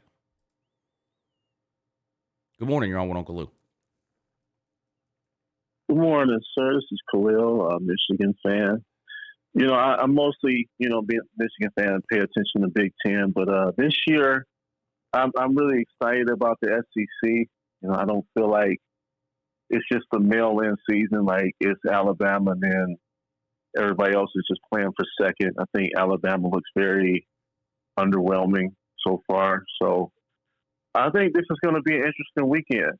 I think this might be the 4 best teams in the SEC all playing each other possibly, looking ahead of the schedule with Georgia, because the last couple of years I was kind of hoping Georgia would be that team that could, beat Alabama. But I didn't think that Arkansas could possibly be their most difficult game this year. I wanted to see what they did against Texas A&M. They didn't do a lot in the second half. KJ Jefferson, he didn't complete a lot of passes, but the ones that he did complete, they were big plays. Yeah. So I thought that was rather interesting. So I don't think they can beat Georgia, but it's going to be interesting to see what type of resistance they can give Georgia. Like, can they give them a game? So I think that's what I'm kind of looking forward to. And as far as Alabama, Ole Miss, quite honestly, I can understand the talk about Ole Miss, but, I think Lane Kiffin's kind of like in that, we've heard a lot of talk about Lane Kiffin, like he's this great guru, but I think this is a big, big game for Lane Kiffin. I think he really needs he needs this game. He's been in the NFL, he's been at Tennessee. I think all this hype about him being this genius and this offensive guru, I think this is the game where Lane Kiffin can kind of like start to solidify himself and really solidify the Ole Miss program. Now, that's a tall tale, even though Alabama hasn't played well. They play well in big games, So I think this is going to be huge for Lane Kiffin this weekend. And I think these might be the 4 best teams playing this weekend. Yeah, you could be right. I think Ole Miss has a better chance of pulling off the upset than Arkansas does, just because of the matchups involved. Matt Corral is probably the best quarterback in America, at least through the first month of the season. And you look at what they did to Alabama last year. I mean, 650 yards on Alabama, and could have beat them last year. And I think Ole Miss is better this year, particularly on defense. So we'll see. But thank you for the call. Good to hear from you. Good morning. You're on with Uncle Lou. Hey Lou, how you doing? Doing good. I go to Georgia. I just want to say, I think we're gonna beat the crap out of Arkansas. I'm like really confident about it. You going to the game? I am. I'm actually in the UGA drumline, so we go to all of them. I need you to make sure that everyone else is there when the game starts, not at college game day. They need to be there at 11:45. Hey, Can you handle that? I walked by. Dude, they've been setting college game day up for like a week now. They started like Monday, Is it like in the Monday quad? night. Is it in the It's quad crazy. again? It's in the quad. Yeah. Yeah, it's in the quad. But yeah, man, I think it'll be a lot more packed than a lot of people think it will be, just because it's a noon game. I really do think it's going to be crazy packed. I certainly hope so. Yeah. I do want to say, like, your channel's awesome. Like, I think a lot of people who are like really, really dedicated to this channel, like, you know, they comment every video, whatever, but like, I know a bunch of people who like go to the school that like really do watch your stuff like religiously. So, and I do too. So, Well, I just wanna appreciate let you that. know Yeah. that. No, yeah, I appreciate that. Thank you for the kind words, and hopefully Georgia get a win. Yeah. I do have one question though. I have one question just before we go. Do you think that, like, I want to know your thoughts about Ed Orgeron. Like, do you think that their national championship win was a result of like good coaching by him, or do you think it might have just been a one-hit wonder? Or what do you think about him? A one-hit wonder. I don't think he's a elite level college football head coach.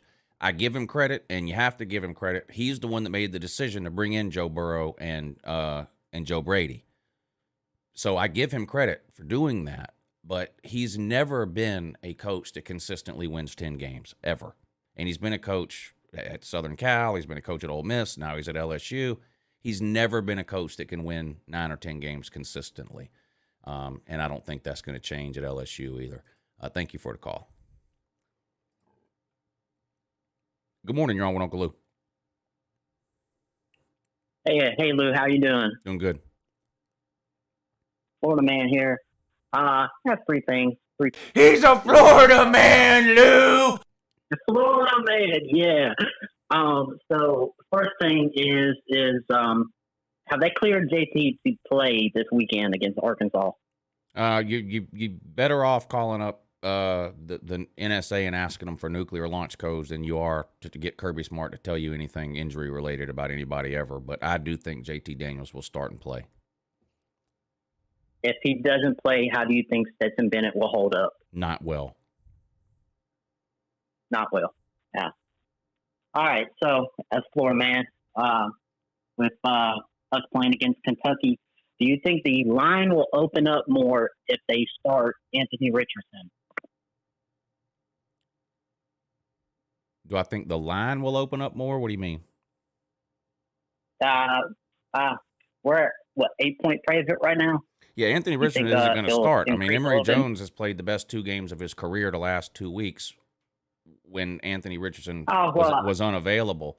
Well, if they put it. So if I was Dan Mullen, I would quit. If I was Dan Mullen, I'd quit putting Anthony Richardson in, because that appears to be screwing with Emory Jones' head, because he played like absolute shit in the first 2 games against terrible teams.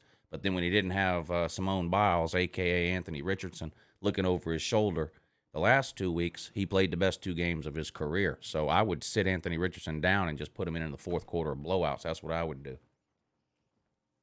Okay. All right. And then, of course, I called in because of the the Miami game, of course, what the hell is going on down in Miami? I watched him doing the field goal off the upright. Is that how they lost the game? Did they lose the game? Is Yeah. it over? Let me see. 30-20. Yeah, I'm like, they lost a field goal. They missed a field goal at the end of the game. yes. Wow. Off the upright. Wow. Well, when it rains and pours, and nothing's going right for Miami. Thank you for the call. They're just they're in bad shape. Good morning. You're on with Uncle Lou. Yeah, good morning in that. This is J-Dog, long-time listener, first-time caller in that. Bear with me. This is my first time calling into any show, not just your show. So I'm a Georgia fan, and I got a question for you. I've been thinking about it and going back and forth. So, of course, like you and everyone else, watching the Alabama-Ole Miss game this weekend, who should you root for from a Georgia fan's perspective? Because me, when I'm thinking about it, as much as it's hard to go in against Nick Saban, I'm more scared of Ole Miss just because of the matchup, thinking of Matt Corral versus our secondary, and then also you can address the scary possibility that either way we might play the loser in the playoff. I'll hang up and listen. Okay, yeah, thank you for the call. I do think Alabama's a great team. Playing them anytime is going to be tough. I agree with you, though. Ole Miss's offense, I think, could be a problem for UGA with some of the secondary issues we have with inexperience. Now, by the time we would play an Ole Miss, which hypothetically would be in December in the SEC title game, if that, and I'm not saying that will happen, but if that's when it would happen if it did happen. Georgia's secondary is going to get better as the season goes along. There's a lot of talent in the secondary. I mean, Keely Ringo's got all the talent in the world. They need experience, and they're getting that every week. So I do think if there's a unit on Georgia's team that's probably going to improve the most from the beginning of the season to the end of the season, I would say the defensive secondary, just because they're so inexperienced, every game they're getting infinitely better. At least they should be, and I think they will. Plus, we get Tyke Smith back this week, so I think the secondary is getting better. I think Ole Miss's offense is better than Alabama's, but college football a lot of times is a game of matchups. So I don't know. I'd rather play Arkansas right now than Ole Miss. I'll tell you that for sure. No doubt about it. Good morning. You're on with Uncle Lou. Hey, Uncle Lou. This is Jesse Arden. Hey, what's How up, you bud? doing, sir? Doing good. How are you? I'm doing well. Can't complain. First time on here. Me and my dad watch you all the time. Hey, man, we love you. I cannot wait until your season is over. But I had a few questions for you. You might have heard these already. I saw some on Dog Post about JT having another injury. That seems like a recurring thing. He seems like he's injury prone to me. Does seem that way. What Yeah. are your thoughts on that? Yeah, the knee injury that, of course, kept him out for a year and a half, basically, and then Right. the oblique issue at the beginning of the season. Now an issue with his back, his lat. I'm not sure what this one is, but yeah, it's his lat it muscle. seems like he's injury prone. Yeah, I think he'll play, and unless it gets worse or he aggravates it more on Saturday, I expect him to play all or most of the game, unless it's a blowout in the fourth quarter. If he doesn't, as far as an injury goes, who do you think would be the starter? Stetson Bennett. Stetson, yeah, that unfortunately that's what I think too. And I love Stetson. Don't get me wrong. I'm 30 years old, and me and my dad, like we were raised bleeding red and black, and I love him to death. No knocks on Stetson. He's a dog all day. And what also do you think about the offensive line?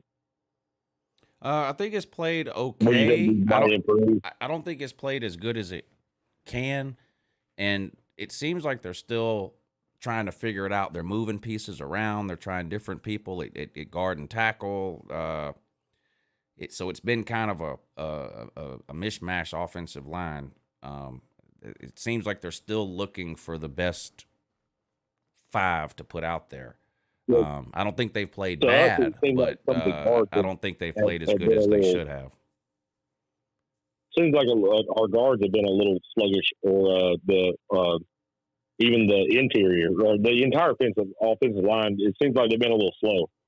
Yeah, I think they've done a lot better. Pass protection, I think, has been pretty good. I mean, regardless of what anybody thinks about Clemson, that was the best defensive front we'll play all year, at least in the regular season, and they did a pretty good job there. JT hasn't taken a bunch of hits this year or anything like that, but the run blocking has been more of an issue to me than the pass blocking. That could be a product of Georgia focusing so much in practice the last couple of years on implementing the pass game that they're running now, because we were 10 years behind the curve as far as our passing game went. We're running more of a snap NFL kind of offense now. Right, and so maybe they're not putting the focus on run blocking in practice because there was such a learning curve to implement this new passing game, and so that's starting to show up on game days a little bit too. I don't know. I mean, our longest rush of the year is by a tight end. That's alarming. From what I heard as well earlier, in every game that we've played so far, on the offensive side of the ball, in all 3 quarters for all of them, our average is 154 points to 6. How do you think that translates to what we're going to do on Saturday between the edges? I think if Georgia plays like they're capable of playing, they can win this game by 3 touchdowns. I respect Arkansas. I think they're a good team. The wide receiver worries me a little bit. That Burks guy, he's really, really good. And there's been some receivers that have gotten behind our secondary already this year, so you got to keep an eye on him. And, of course, Anthony Richardson is – whatever he is, 6'6", 240 pounds. I mean, he's not easy to bring down, but if there's a front 7 in college football that can control him, it's Georgia's.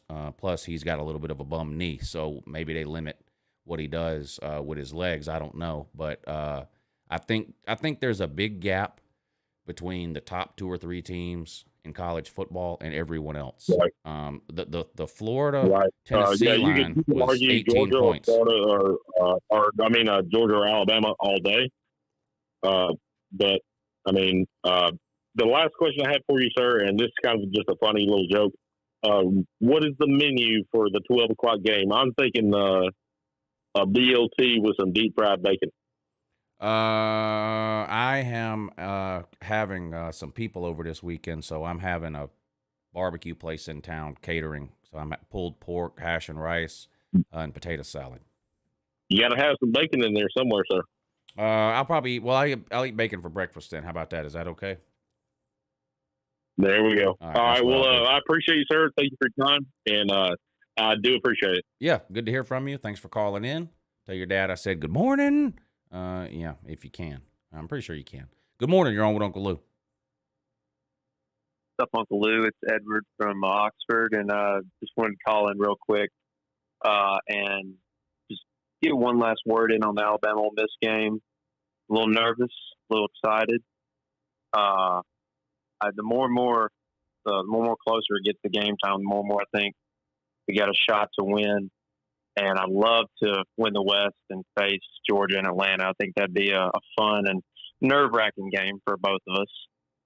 But I do have a question for you, since you've been kind of on the Ole Miss train past 2 weeks. What exactly do you think, matchup-wise or scheme-wise, that Ole Miss is going to have to do to upset Alabama and on defense as well? They have to stay balanced like they have all season. People hear the name Lane Kiffin and Ole Miss and Matt Corral, and especially people who haven't paid a lot of attention to Ole Miss or watched any of their games, and they just think, well, Ole Miss is going to come out with 5 wide receivers and throw the ball 90% of the time.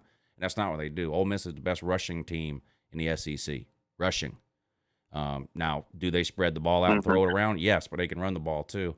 And I think they have to do that in this game. They have to be balanced. It's hard for a one-dimensional offense to beat Alabama. Georgia found that out a couple of times when we couldn't throw the ball. Ole Miss is not a one-dimensional offense. I think that's the reputation that they have from maybe some casual fans who haven't watched them play. But Ole Miss can run the ball, and it's not just Matt Corral. I mean, Matt Corral's got 5 rushing TDs, but those running backs are good too, and they can throw the ball around. That's important. They ought to be able to do that in this game. Got to be able to run and throw. Can't turn the ball over. And the defense has played better this year, obviously, than they did last year. But this is by far their toughest test. I mean, shutting Louisville down is one thing. Shutting Alabama down is something else altogether. This is a huge step up in competition for Ole Miss. Huge. So I'm interested to see how the defense can play, because last year was absolutely atrocious, not just in the Alabama game, but Ole Miss gave up 580 yards per game last year. That's horrible. Their defense is way better this year. At least it has been through the first 4 weeks. So the defense has got to play like they've played the first 4 weeks. Offense can't turn the ball over, and you got to be able to run and throw. You got to keep it balanced. I think Ole Miss, of all the big games this weekend, Ole Miss, Alabama, Georgia, Arkansas, Notre Dame, Cincinnati, and Maryland, Iowa, I think Ole Miss has the best chance to pull off a big upset. Thank you for the call. Good morning. You're on with Uncle Lou. Hello. Hello. Hey, Lou. Yeah, what's up? Hey, how you doing? First time calling, man. Nice talking to you, man. You have a wonderful show. Oh, thank you. Oh yeah. I'm a Georgia fan. I'm a dog all the way. Just starting off, and I just want to ask you a question about our offensive line. Okay. Yeah. Now we have good, pretty much good protection on offense as far as the offensive line go. But do you think you can see that we having trouble blocking and run blocking? Do you think that losing our center that first game against Clemson was a little bit more important piece of the puzzle than we might have thought, because centers normally call out the block, and I can remember. Well, you can go ahead and say I just got one thing to say, and I just let you go and answer the question. And because I remember in the Clemson game, the first half, our run game, it looked pretty decent. But then after that, our run game pretty much stopped. It seemed like our run pursuit, it's like they're confused. They don't know what hat to get on, what man to pursue. I don't know. And I know the center normally called the blocks out and the line of scrimmage right before the play starts. So you can expound on that, and I'm about to go Dogs, and the Hogs going down in the doghouse, baby. Go Dogs. Thanks for the call, buddy. You're right. The center is basically the quarterback of the offensive line. And another thing about offensive lines, and I kind of mentioned this about Tennessee's offensive line last year, 30 minutes or so ago, whenever that came up. You can have 5 really good offensive linemen that don't necessarily play well as a unit, and that's what you need. The offensive line needs to, they have to all be on the same page. The left tackle's got to know what the left guard is thinking. The left guard's got to know what the left tackle and the center is thinking. The center's got to know what the left guard and right guard are thinking and what they're going to do, and they have to all be on the same page. Just getting 5 good offensive linemen and putting them on the field does not give you a good offensive line. And I think because the center went down so early or so close to the first game, that messed up what was going to be the starting 5. And ever since then, they've been trying to shuffle different pieces in to figure out which group of 5 gives them the best performance, and they've yet really to figure that out. Good morning. You're on with Uncle Lou. Hey, Uncle Lou, Evan, and I just wanted to call. What's your lock of the week as far as bets go? Let me pull it up real quick and go through the list, and I'll give you one. There. Give me just a second here. I'm going to let you go and answer that off the air, though, but I'm looking it up right now. No one else is on hold either, so that's going to be it for the phone calls. But I'll I'll go through a couple of games. I'll go through these games here and give you one or two that I really really like. Lock of the week. What about Boston College getting 14.5 points against Clemson? Can Clemson even score 14.5? I don't know. Oh, Pitt at Georgia Tech. Georgia Tech? No, screw that. I bet on Georgia Tech. Nerds.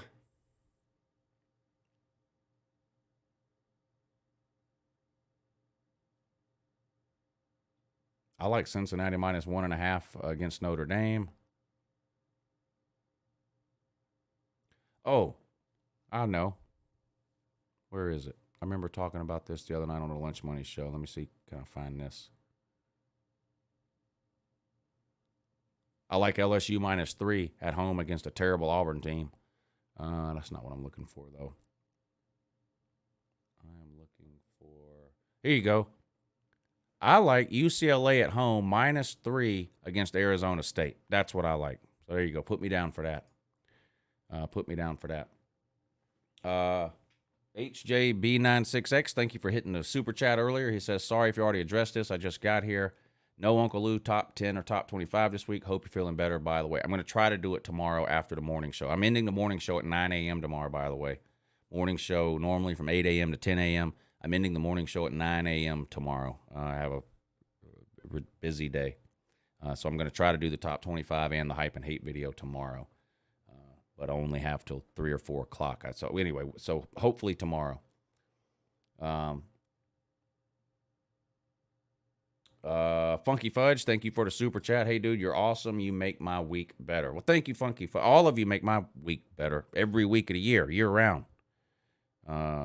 We talk college football on here year-round. So y'all make that better for me. Trace Lothar, thank you for the super chat. My man's voice has melatonin. My man sounds like he's about to cry. Oh, he's talking about the phone call earlier. Eli James, thank you for the super chat. Miami going to cry in the car. Yeah, pitiful. Poverty program, Miami. A poverty program. Texas T-Sip says, Arkansas fans touting their 4-0 record as if the wins came from great teams is like someone saying they're the smart kid with downs. Well, one of those wins came against your team, so I guess you're saying your team isn't any good.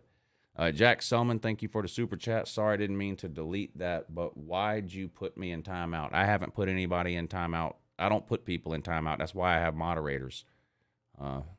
So I didn't put you in timeout. D-Man430, thank you for the super chat. Elon's Nightmare, thank you for the super chat. As Chiseled Adonis says, doink the kick. Boy, I feel bad for the Miami fans if they really did lose on a last-second missed field goal off the upright. D-Man430 says, shout out from the CSRA. Yep. Uncle Lou's stopping grounds to CSRA. All these people running their mouths. UJ D-line limits Arkansas run game. UJ runs away late, 41-17. Wow. I'll take it. Ben Thomas, thank you for the super chat. KJ Jefferson is the only QB in the SEC with 800 passing yards and 200 rushing yards. He's played really, really good. Really, really good. We'll see about his knee this week. Matthew McCormick, thank you for the super chat. Can't wait to watch my dogs turn to bacon bits to our bacon bitches. Beggin Megan, thank you for the super chat. Miami just lost to a lacrosse team. Virginia's a lacrosse team. Jesus. I thought the Big Ten was the lacrosse conference. Is Virginia a lacrosse school too? That's pitiful. That's pitiful and sad, really, to be honest. Damn. Virginia's a lacrosse team now. What is Miami doing? What is Miami doing? Well. All right, everybody, I'm going to get out of here. I'll be back on the second channel tomorrow morning at 8 a.m. for the morning show. Hype and hate video coming tomorrow. And I'll try to get the top 25 out, too, even if I have to do a quick version of it. And I need to make a preview and prediction video for some of this weekend's games, too. So I've got a busy day tomorrow, and then I've got a bunch of people coming over this weekend from out of town. starting to show up tomorrow around 4 or 5. So I have to have all that done by then, in addition to, y'all don't care. I'm gonna try to get 3 videos out tomorrow is the point I'm making. Which is why I'm cutting the morning show short at 9 a.m. so I can get started on those videos. So that's my plan. The streaming schedule this week will be noon on YouTube. Okay? Georgia and Arkansas play at noon. I'll be streaming on YouTube on this channel for anybody who wants to come hang out Saturday at noon. And then Saturday prime time, I will be streaming on Patreon. That's the schedule for this week. Noon right here on YouTube on this channel. Prime time, Patreon. There you go. And, of course, reaction videos and all that, halftime reports, all that kind of stuff posted all day long Saturday like normal.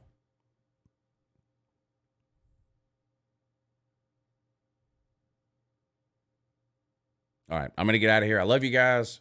Thanks to everybody for tuning in tonight. Shout out to the callers. Great calls tonight. If you weren't able to get through, don't worry. I do this every Tuesday and Thursday night year-round, so hopefully we can talk to you Tuesday night. Thanks to everybody who supported the show with the Super Chat and the PayPal. That's what keep these live shows going, so that really means a lot to me. Thank you. And I'll see you all back on the second channel, 8 a.m. tomorrow morning. Until then, have a good morning.